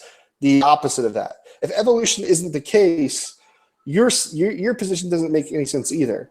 And then you just think about simple things, right? So you say you have two of every kind, and then they all get off the boat. What are the carnivorous animals going to eat? All they have to do is eat one of those other species of animals. There's no continuation, right? The carnivorous animals have to eat. It wasn't just a bunch of vegetarians. I guess that's probably what they try to argue. They're all vegetarians. I mean, just so many levels you would have to argue, like, oh, maybe God protected all the animals until there were enough animals to where they could flourish. It just doesn't. I don't know. It just seems very nonsensical to me. And let me go to this, because this is something that I think Christians, I wish you guys would just accept this, right? The idea of evolution is just the how. It's not the why. Okay. So evolution is the process in which you can believe that God got us to where we were as human beings. And that's so much more beautiful Think about that. Think about a God who caused the Big Bang, right? And then planets formed, the sun formed, the earth formed, plants came about, animals came about, life came about, humans come through. And through all this process, we get to where we are now. That's amazing. That's beautiful. But people want to dumb it down and make it simplistic. Nope. God said, here's the animals, here's the humans, poof, everything existed. As if it's not even necessarily, I don't even think it's contradictory to Scripture to believe in evolution. Every time I've heard an argument where they're like, oh, well, the Bible says evolution is not real, just all they refer to is God said on this day, man was here. As if days have to be like this 24-hour time period, which I'm sure when the creation of the earth, we didn't have 24-hour, like in a sense, we came up with the idea of a 24-hour day. But anyways, that's my thoughts on that. Yeah, it took me a while to move from theistic or creationism to, well, I was really raised with old earth creationism, and I was homeschooled, and I had the very I didn't grow up with the background of evolution like everybody else. I literally knew zero about it. So I mean, talk about, my understanding of how the world was created was pretty much Creation Research Institute style.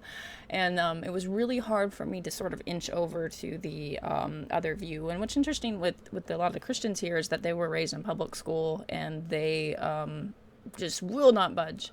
And it's very interesting and fascinating to me because it took me a while, and actually took personal research and talking to people who knew something about the subject. I have an uncle that's a marine biologist, and he was extremely helpful for me to ask some questions to. And I have a friend who is a physical anthropologist now, and so sometimes I'll ask questions about human evolution. And I generally don't talk about the science aspect because I'm just so weak on it. I can talk about literature and film and the Bible and how people operate, because I think people are really interesting, and I read a lot about psychology on the side and stuff. Not that I'm an expert or anything, I just think it's interesting. But when it comes to science, I think it's interesting, but I'm not good at it. And so I generally I don't take the position of Fiona where I come out, hey, I know science, because I'm weaker on it, and a lot of that comes from my background. So anyway, the point was that it took me a long time to give up. We got a baby crying. No, baby's crying. Hold on. You don't have to mute. I mean, you can mute right now while you're not talking, Okay. but It's okay. I just meant, is your baby okay? No, I think she's about to. Whenever this baby, whenever you change her, she is not happy. No, my wife's in the other room. She's with the baby right Okay, now. okay. Yeah, Oh, no, baby. she's off too. So I have that, see, it's that biology thing, right? It's like, baby, stop everything. Biology kicks in, and I'm not even a mom. So anyway, so you just, it took a while to move into the acceptance of evolution, and it first started with microevolution, and then it moved to accepting macroevolution. And the hardest gap was to accept human evolution. That was the hardest one, because what you're founded on, you think, is you are created in the image of God. And well, I'm not. I would never was like this hardcore literalist that was immovable, because I read the Bible as history and poetry and all sorts of things. I've always had a view that the Bible's complex, and it's not just herp or derp. You read, and that's apparently what it means. I understood that there was languages and stuff like that to factor in. So I've always not approached the Bible in a dopey way, where I don't think it's just as simple as here you go, but it took me a while just to accept that maybe the creation account isn't necessarily just an allegory, but it's that it's an oral tradition passed on, and it just took me a while to kind of accept the human evolution point, probably because we're created in the image of God, which I still believe, but I don't know if that means a literal physical bone. I mean, how petty is that to think God is Zeus in the sky, and he's like a physical being like us, just like us, and yeah. So it changed, I guess, the simplistic childlike view of God being a being just like me, to a more complex idea. And as I moved to theistic evolution, I found that God got bigger. God didn't get smaller. Everybody acts like God gets smaller. God gets bigger and more mysterious, and I'm okay with that. but it's a hard thing to let go, because then you go, well, what about original sin? And if you don't need original sin, it is like Saiten's hit on the moderates. If you don't have original sin, then you know, the need for Jesus goes away, and it's like a big mess of all the blocks falling. Well, even when you think about like that, it kind of goes with what I kind of believe with the idea of talking about made in His image. Same idea, Him expressing Himself through us, or we are we are part of God. We're the image of God, in a sense, a manifestation of Him. I think when you get into a lot of the Christian doctrine, I mean, I don't know if you've heard this. Someone told me this a long time ago. I really, at this point in history, I don't even remember who told me it, but I thought it was such a beautiful idea. That when they talk about Genesis, the story, that what that story is a metaphor for childhood, and the whole idea. And we got a baby right in the other room. That when you're in the garden, you're in the protection of God. Like you're basically in the protection of your parents. They take care of you. They feed you. They make sure you're safe, right? And then as you grow older, things start to come into the world. The serpent, temptation, comes into the world. You gain knowledge. You start to understand the world around you. When it talks about men have to go work the field for food, and women will have birthing pains. You hit puberty. You grow older. And what else happens in that story? At one point, they realize that they're nude, they're naked. Another part of puberty. As you grow older, you realize that you're naked, and you clothe yourself. And I thought that was a much more beautiful idea of what that story is about. And the idea of just, you have to leave the garden at some point, the protection of your parents. You got to grow older. You got to know wisdom. And, temptation will come into your life. And, you can do your best in the circumstances. But I just thought that was so much more of a much beautiful articulate what that story is about, opposed to like this literal story about, two people living in the garden, and a snake or a serpent that talks, and a tree that literally gives you knowledge. And there's another tree that will make you live forever if you eat from it. I don't know. That was just, I thought it was something interesting I could add there. I always thought it was interesting too, because the tree of life is mentioned in Revelation, and I always thought it seems to me that the tree of life could be representative of not eternity and this gift of eternity as much as Jesus, and maybe some sort of metaphor like that. But that's just me. I tend to not play in Revelation a whole lot, because I think that there's a lot of different views on it, and I think it's us what's the word I'm looking for?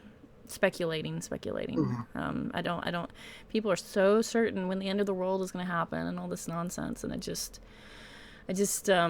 roll my eyes, because I don't think that we could ever make those kind of calls, and I think a lot of that, my thinking on that, is because of how prophecy was viewed in the Bible and largely missed, and kind of that kind of stuff. But anyway, so I like people are arguing in the text over whether I'm a deist or not. I know. It doesn't matter. I'm Skylar fiction, guys.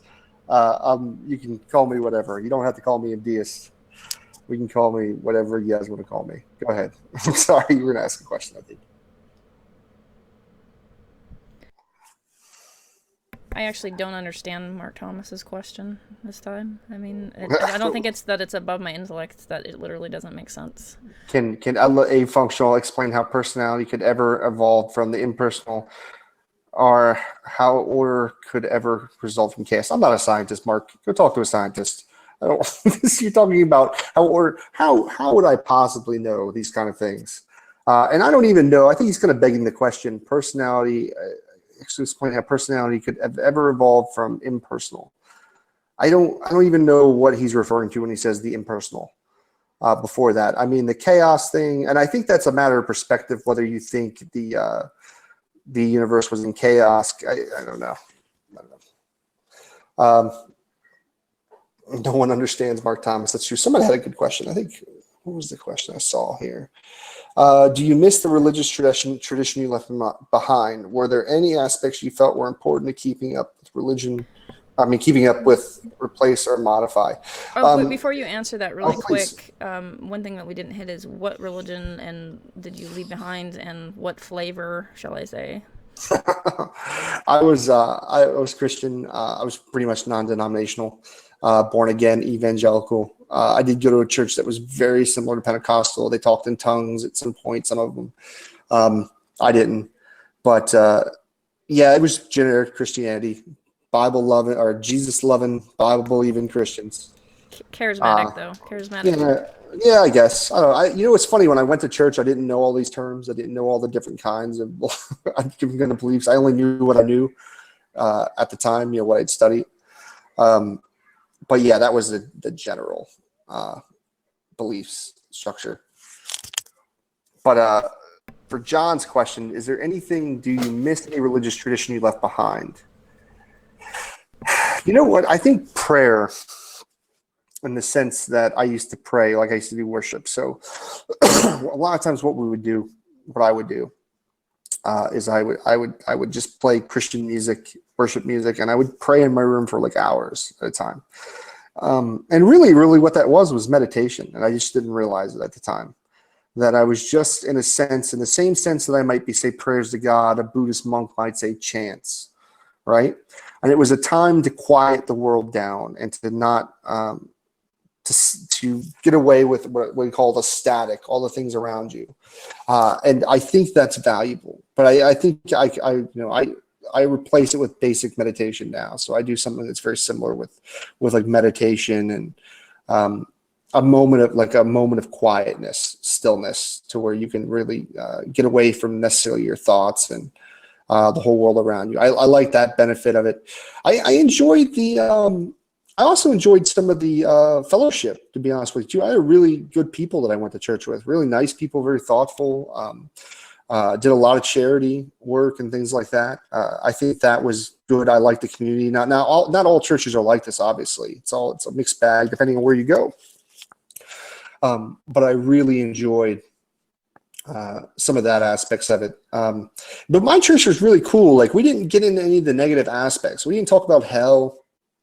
We didn't talk about, rarely. I mean, it just wasn't something we focused on. Everything was about just having a relationship with Jesus.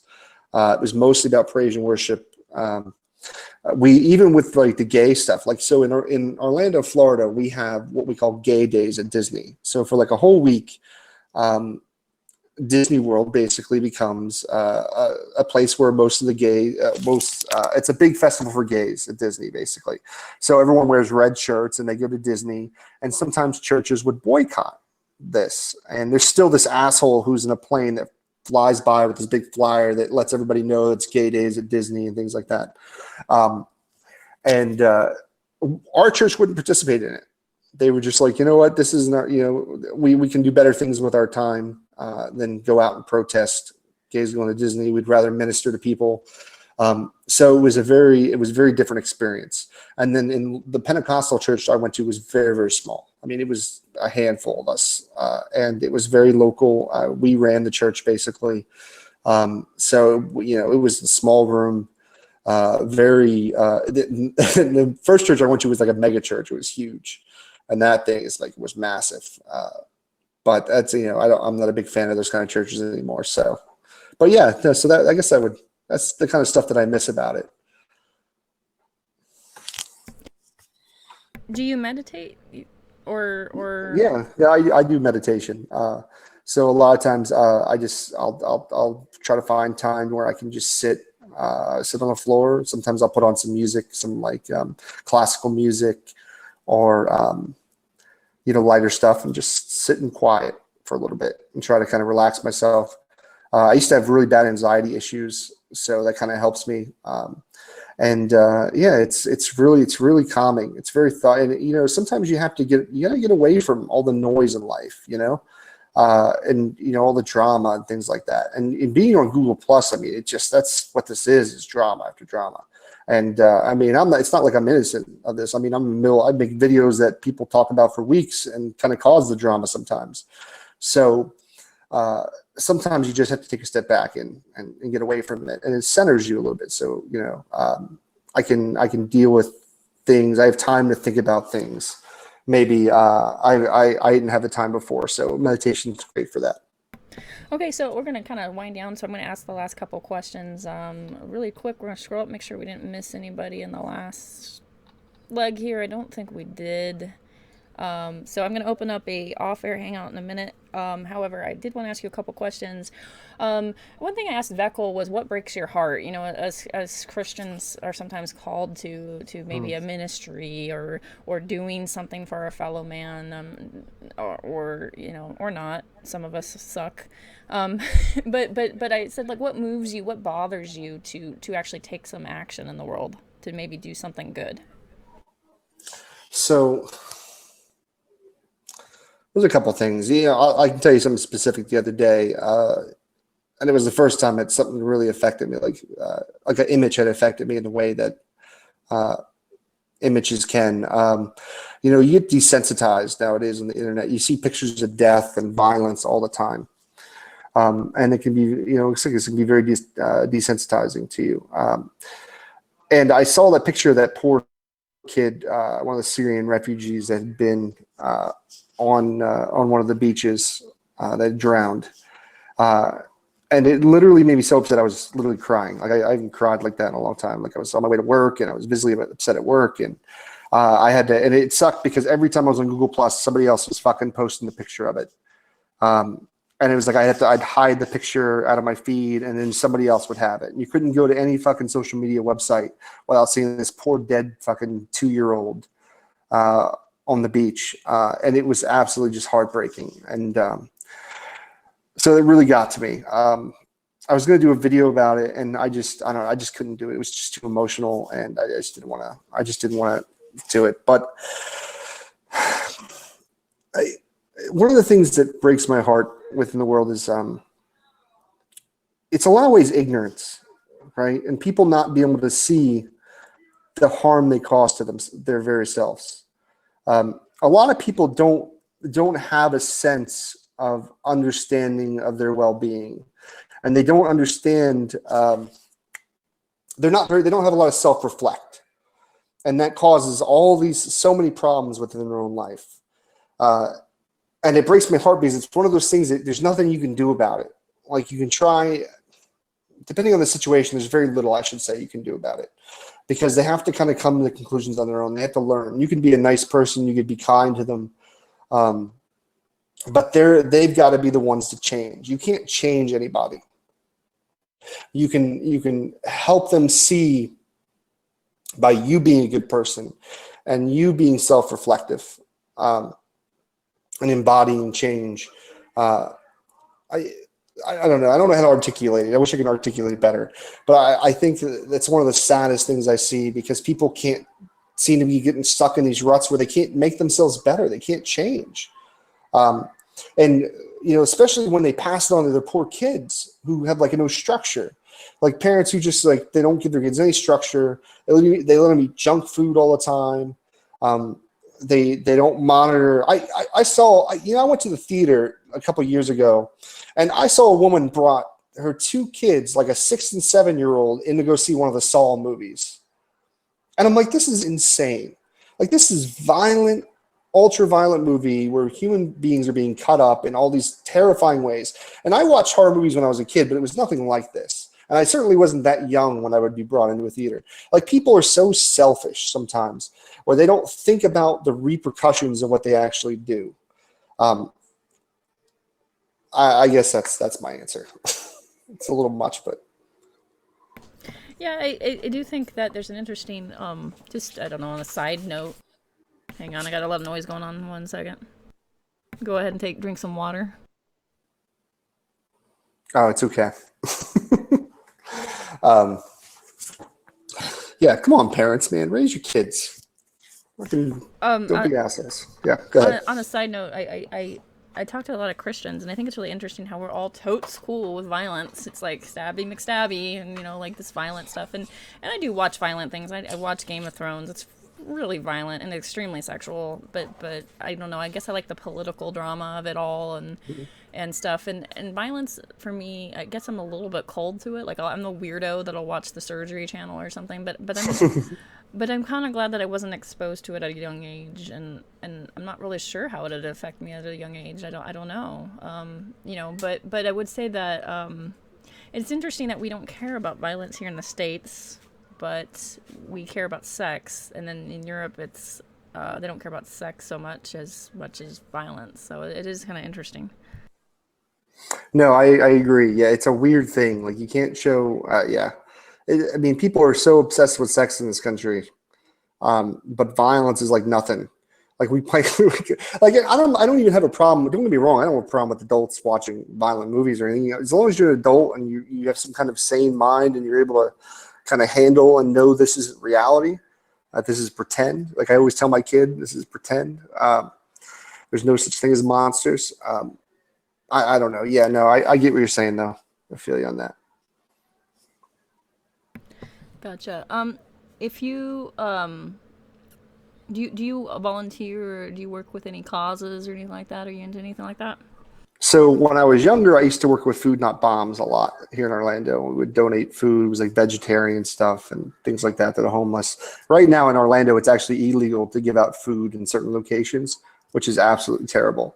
But what I do generally for charity is so on my way to work, we have a lot of panhandlers in the middle of the roads. I don't know if it's like this in other states, but people stand in the middle of the highways all the time and, have signs like we'll work for food, classic things.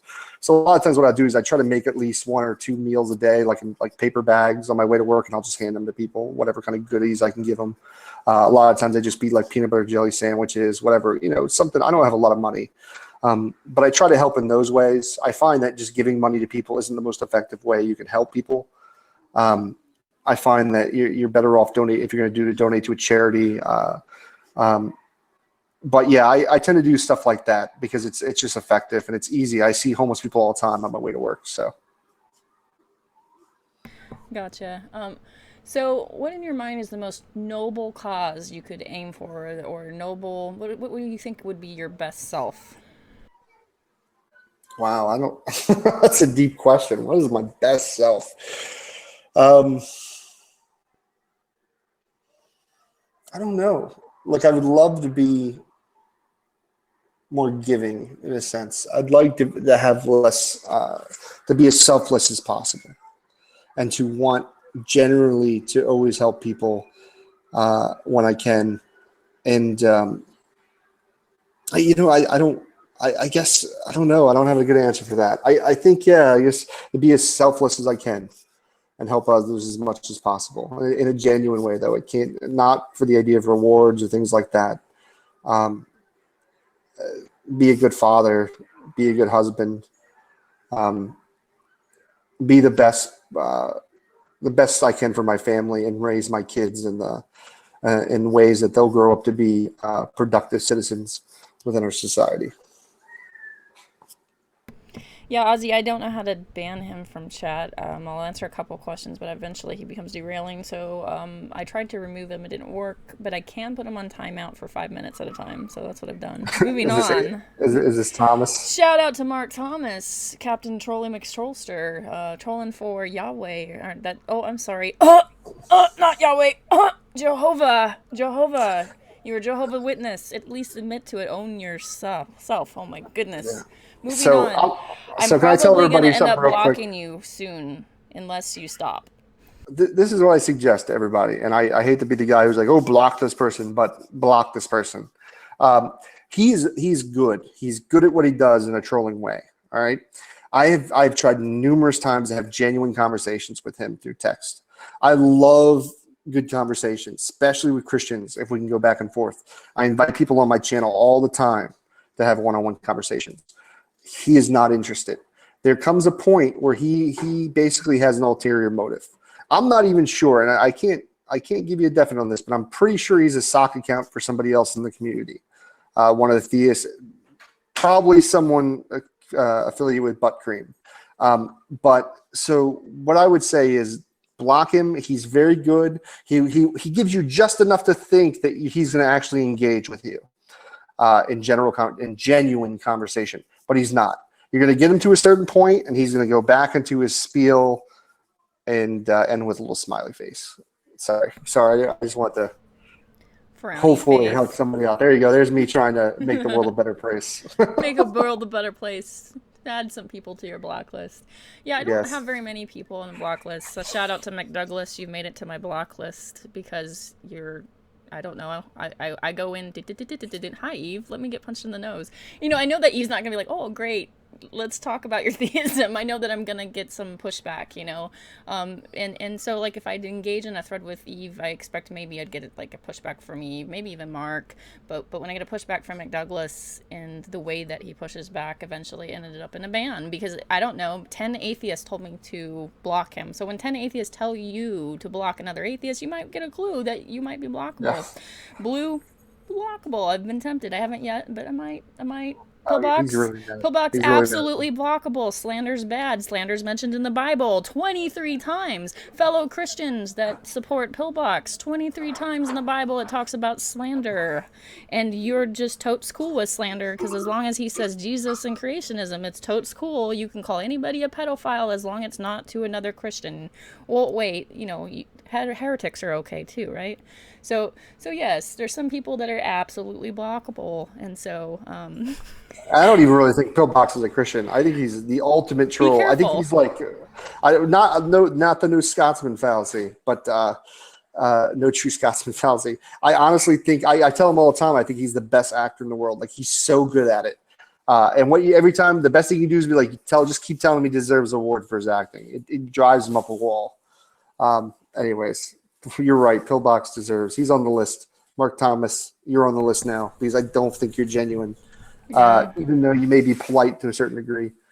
Blue, I haven't blocked yet. I'm still, even though he told me he hoped I got cancer or something, but I haven't blocked him. I don't think that's. I Yeah. think I almost blocked Matt Bell once just because he's such I an like asshole. Matt Bell. I can't help it, and I really can't explain it because sometimes I go, I like Matt Bell, and then he comes in, he's like, he comes in with like this, oh no, he just can't stop, and yeah, but sometimes I think he's at least thoughtful in a way that our side's lacking. I just don't always agree with Well, everything. he's a smart guy. Yeah. He is. He's if he just wasn't such a dick about it, he'd be. I'd love to have a conversation with him, but he's just such a dick. What were you gonna ask? I think you were gonna ask a question. Let's stop talking about people we would block. I Right. have blocked. I rarely block people, to be honest. I try to avoid it. Anyway, moving on. If you could, say something that was positive that you could encourage other people in this G plus community to do. If you could soapbox for a minute and pretend you're a Christian, I'm just kidding. If you could soapbox for a minute and say, "Hey, let's work towards this," what would you say? What should we aim for as a community? I think we should stop doing hangouts that have more than 7 people. I think it kills the conversation. We have 10 people in the room, unless those 10 people are super polite and are willing to hear each other out. I think 7 people in a room is the max we should do. I the drama. I love the drama. I don't care. People always say, "Oh, no more drama." Fuck that. More drama. Please give me drama because I'll put it on my channel. I don't care. I love intellectual stuff too. That's why I do the one-on-one conversations. I invite people on. If you're Christian, atheist, whatever you want to have a one-on-one conversation, come on my channel. We'll talk. So that stuff I don't care. You know what I would say is, here's the thing that I would like this community to stop doing, and that's pretending like you're not here for the drama. All right, you got everyone says, but that 500 thread that didn't show that we were in for drama. That was just real talk. Yeah. Well, then we have a show where it's like the Jerry Springer show on Talking Shit Tuesday. I've never seen something like that. This is, I don't know. I'm just one of these people. Like I love my fans. I love the people here, but I don't know you that well. All right. So I don't know most of you. There's a couple people that I would consider probably I'm a little closer with and know personal information about me. But I don't trust a lot of people as far as I could throw them, basically. So I would just say, like, be careful of who you talk to, and just remember your real friends should be in your real world. They should be the people you actually go out and have a beer with, you go eat lunch with, you actually have good relationships with, you can talk to. That's it. I don't know what else I could tell the Google Plus. I would say you have more shows like Deeper Than Dogma. Watch Deeper Than Dogma. It's fucking amazing.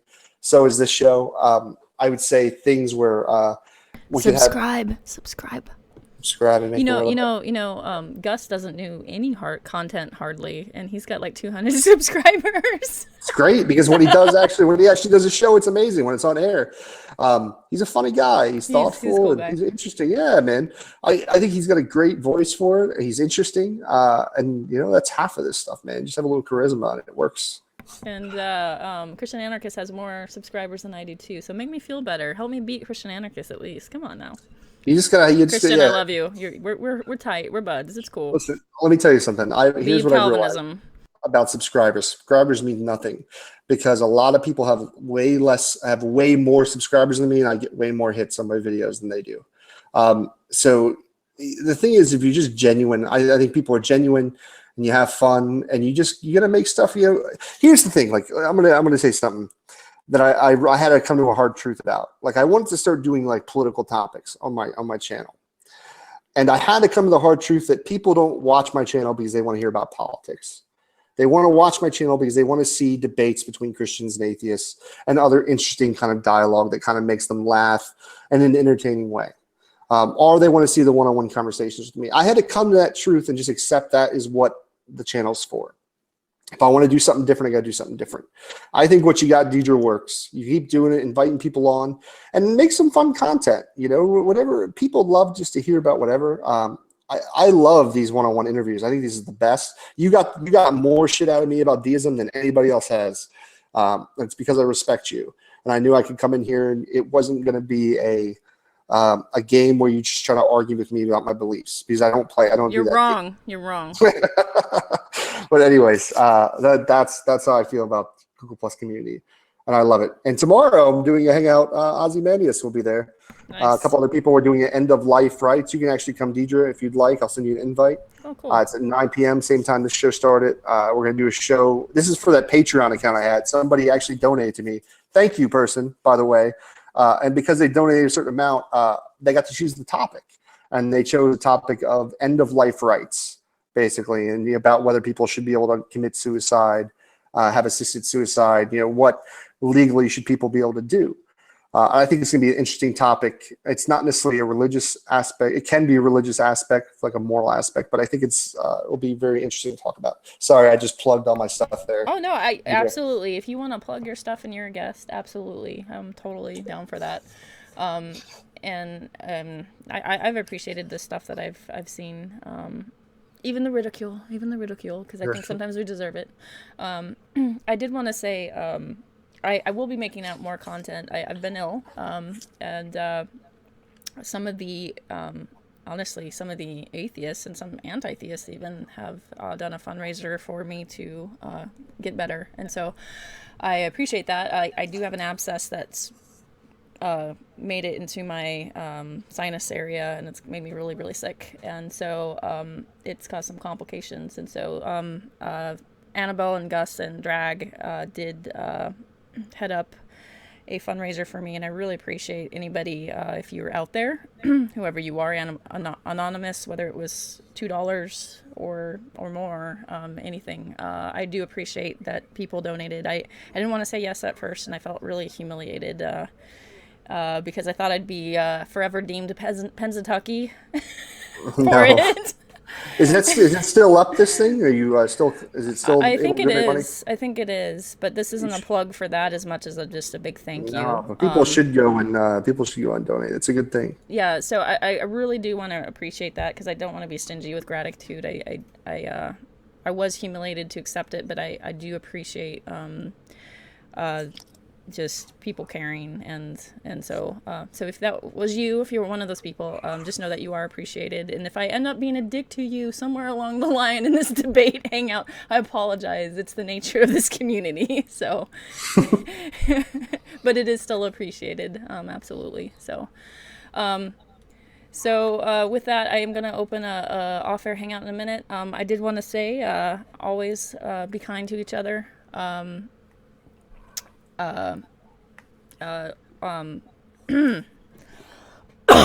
Pardon me, I need to drink some water.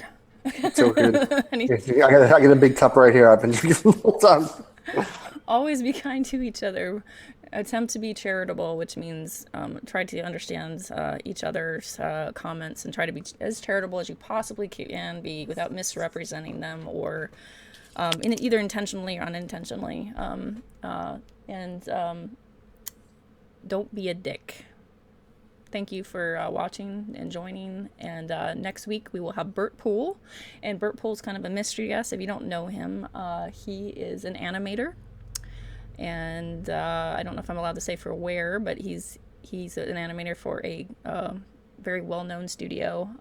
And he is a ex-Christian Calvinist turned atheist, and he is a lot of fun, and he has been engaging on these threads for a while with all sorts of theists, whether it's me or Jimmy Stevens or Christian anarchist, and he's been extremely engaging and very fun to talk to. So next week is Bert Poole, and if you haven't met him, definitely want to meet him. He's a cool guy. So anyway, thank you again. Don't be a dick.